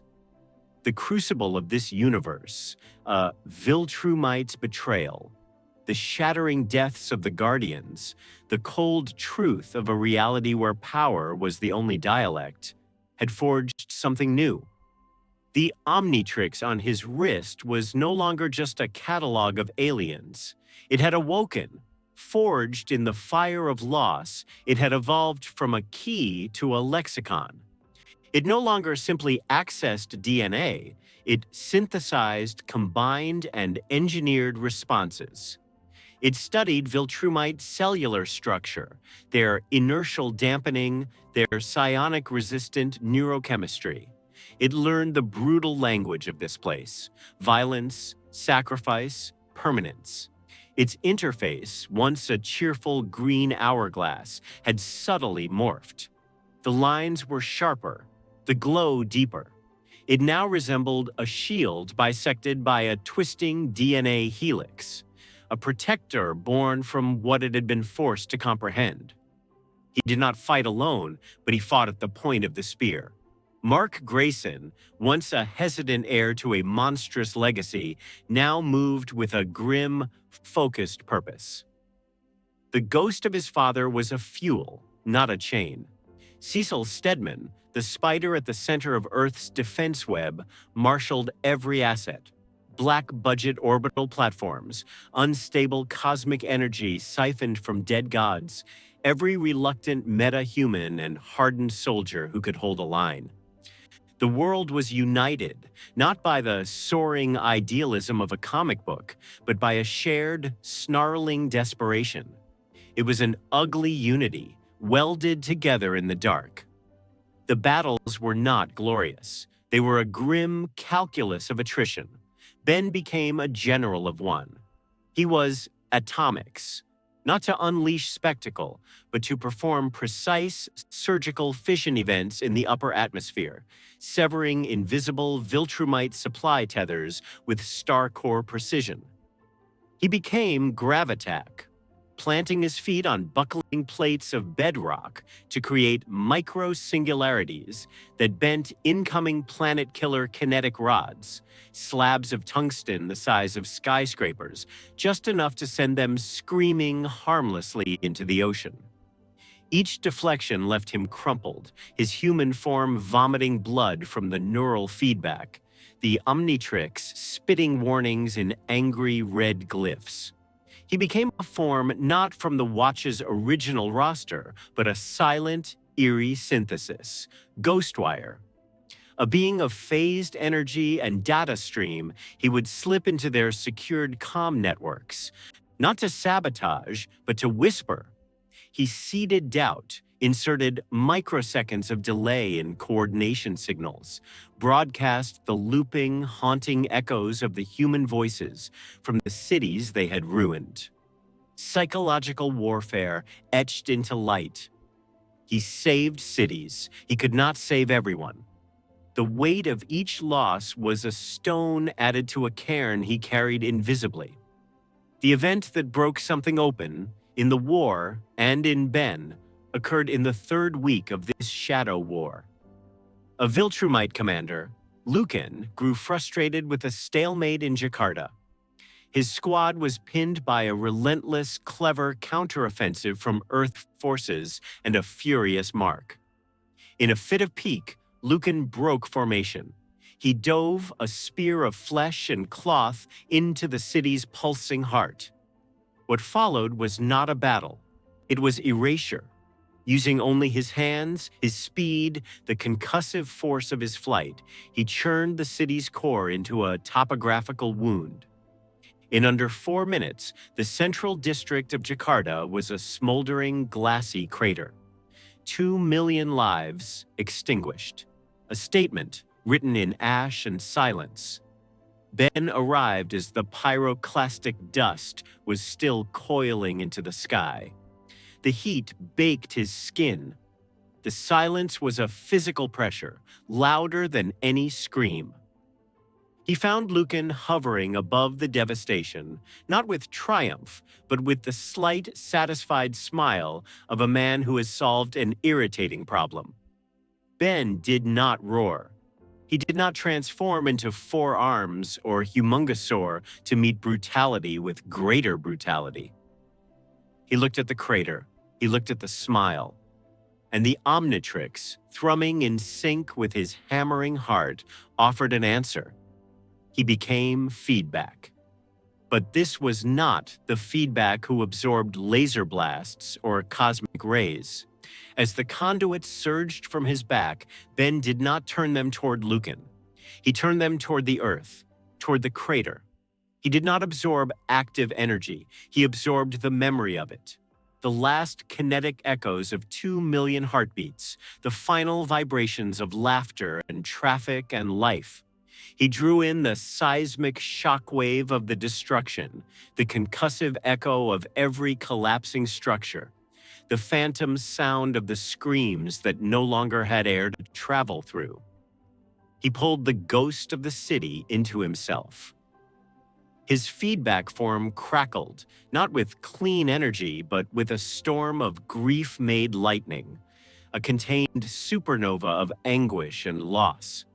The conduits glowed a sick, mournful purple-white. Then he turned to Lucan. He did not release it as a wide-area blast. He focused it, compressed it, forged that entire symphony of stolen life and violent end into a single, pencil-thin beam of pure, concussive sorrow. It did not vaporize Lucan. It did not punch a hole through him. It passed through him, and it did something infinitely worse. It targeted the very concept of sensation. It shattered his eardrums, liquefied the delicate canals of his inner ear, and violently scrambled the vestibular and parietal cortices of his brain, the regions that map the body in space. The effect was absolute. Lucan, the mighty Viltrumite, was left untethered from reality itself. He tumbled from the sky, flailing, his eyes wide with a primal, uncomprehending horror. He could not stand, for he had no sense of up or down. He could not fly, for flight required orientation. He was condemned to a perpetual, silent, spinning vertigo, drowning in an ocean of spatial nothingness, a living prison crafted from the sensory echo of his own atrocity. He was, in every way that mattered, buried alive in the moment of his greatest sin. Cecil found Ben an hour later, leaning against a single, jagged remnant of a mosque's minaret, staring at his human hands as if they were foreign objects. The older man's suit was powdered with dust, but his movements were precise as he lit a cigarette. "That was inventive," Cecil said, the flare of the match illuminating his tired eyes. He exhaled a plume of smoke. His hand was steady. "Cruel." Ben's voice was hollow, scraped clean of emotion. Mercy was getting people killed. I'm done with mercy. No, you're not, Cecil replied, his gaze fixed on the distant smolder of the crater. If you were done with mercy, Lucan would be a red paste on the ground. You're just redefining the word, making it mean something that can survive in a place like this. A mercy that punishes, that cages, instead of a mercy that forgives and gets you killed. It's a colder thing, but it's still a choice to not kill. Ben said nothing. He looked at the Omnitrix. The shield and helix symbol glowed with a soft, steady amber light. It was the ember glow of a watchfire, not the frantic green beacon of his youth. It was the light of a long, dark vigil. The turning point of the war was not a climactic, planet-shaking battle. It was a conversation in a place of utter silence. In the sterile, maximum security brig of the Global Defense Agency, Ben stood before the cell of Nolan Grayson. The once proud Viltrumite sat on his plain cot, his imperial grandeur dimmed but not extinguished, like a guttered candle still holding its shape. They will not stop, Nolan said, not turning from the blank wall. His voice was calm, factual. You have surprised them. You have cost them. You have even innovated. But you are one. We are a race, an empire, a biological imperative. You are a flare in the night. We are the dawn that always comes. Ben didn't rise to the grandeur of the threat. He activated a small, hollow projector from his gauntlet. It showed Mark, not brawling, but strategizing at a table with Tech Jacket, Robot, and the scarred remnants of the coalition of planets. It showed human engineers studying scavenged Viltrumite tech. It showed the unbroken, stubborn defiance in 1,000 different eyes. I'm not one, Ben said, his voice quiet but ironclad. He's learning. They're all learning. Not to be you, to be what you fear most. Nolan finally turned, a flicker of condescending curiosity in his eyes. And what is it we Viltrumites fear? People who choose to be strong, Ben said, meeting his gaze. Not because they were born to it, not because of a code in their blood, but because they looked into the abyss, saw the cost, and chose to stand anyway. Because they have something, friends, family, a home, an idea that is more precious to them than any empire could ever be. You conquer. You don't understand what it means to defend. There's a power in that you'll never have. For the first time, Ben saw a crack in Nolan's certainty. Not fear, but a deep, unsettling doubt. The idea was a virus, and Ben had just injected it. The Viltrumite High Command, light years away, received the final reports. The tactical assessments of the Earth anomaly. The staggering, inefficient losses incurred for zero territorial gain. The fate of Commander Lucan, a weapon of war reduced to a shuddering, catatonic monument. The adaptability of the resistance centered on the entity designated Omni-Adapt. The cost-benefit analysis tilted and then tipped. Earth was not worth the resource drain, not now. It was deemed a systemic risk, a planet that bred unpredictable, potent resistance. The order was issued: strategic retreat, reassessment. The planet was to be quarantined, marked for long-term observation, not for immediate harvest. The cost of its taming was, for the present calculus, too high. The shadow lifted, not with a bang, but with a slow, disbelieving exhale. The world breathed, ragged and wounded, its face scarred with craters and its heart heavy with grief. But it was alive. The silence left behind was not of peace, but of exhaustion. On a windswept cliff overlooking an ocean that had, weeks prior, boiled with the heat of Viltrumite reentry vehicles, Ben and Mark stood side by side. The salt air stung, but it was clean. The Omnitrix was quiet, its light a gentle pulse. "You could go home now," Mark said, breaking the comfortable silence. His voice was thicker, older. "Cecil's eggheads. They've been analyzing the multiversal energy traces from when you arrived. They think they can stabilize a portal, reverse engineer a path. You've done enough, Ben, more than enough. You saved everything." Ben watched the waves below, crashing against the black rocks with a timeless, indifferent rhythm. He thought of home, not as a concept, but in sensory fragments.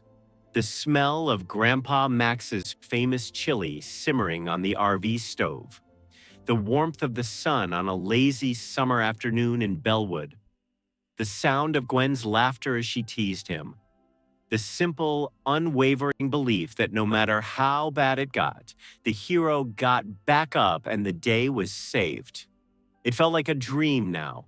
A beautiful, vivid, painfully childish story from a lifetime ago. Then his mind's eye flashed to other images.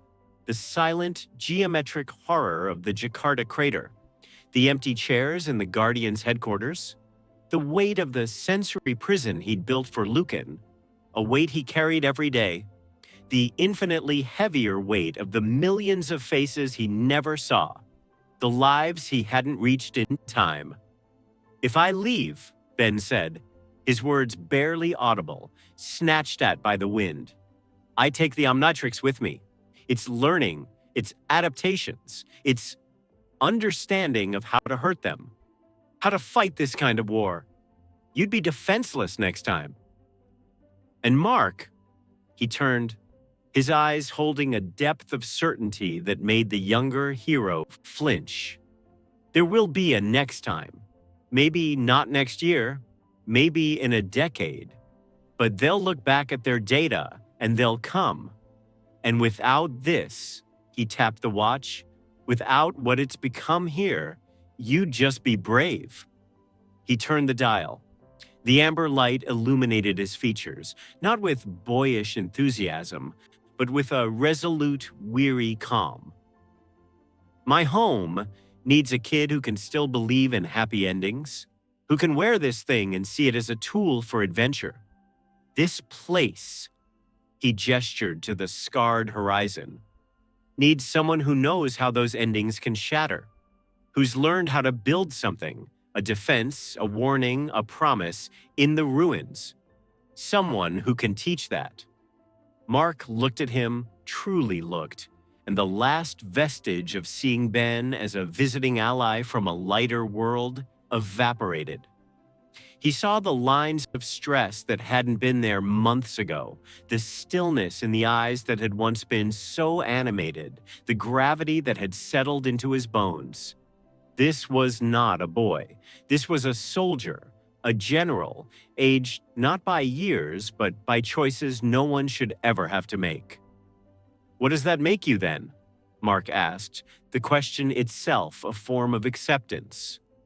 Ben offered a smile. It was small, it was tired, it was utterly, unshakably real. It reached his eyes, which held the reflection of the setting sun and the first cold stars. A hero who stayed. He didn't give a grand speech. He didn't transform and rocket into the sky in a final, spectacular exit. He simply turned, walked to the edge of the cliff, and sat down, letting his legs dangle over the abyss where the ocean met the rock. He set the Omnitrix on his knee and watched as the sun bled out over a world that was not his by birth, but whose scars, whose memories, whose very survival was now etched into the core of his being. The Omnitrix hummed, a low, comforting thrum in time with his pulse. It was no longer a watch counting down to fun. It was a witness to sacrifice. It was a vow, etched in alien alloy and coated light to stand sentinel. In this universe, heroes did not get second chances. The universe was too hard, too sharp for such luxuries. But sometimes, if they were stubborn enough, if they were willing to let themselves break and then remold the pieces in the darkness into something stronger, sharper, and more enduring, they could do something else. They could give a whole world its first real fighting chance. The sun dipped below the horizon, painting the clouds in bruised shades of purple and gold.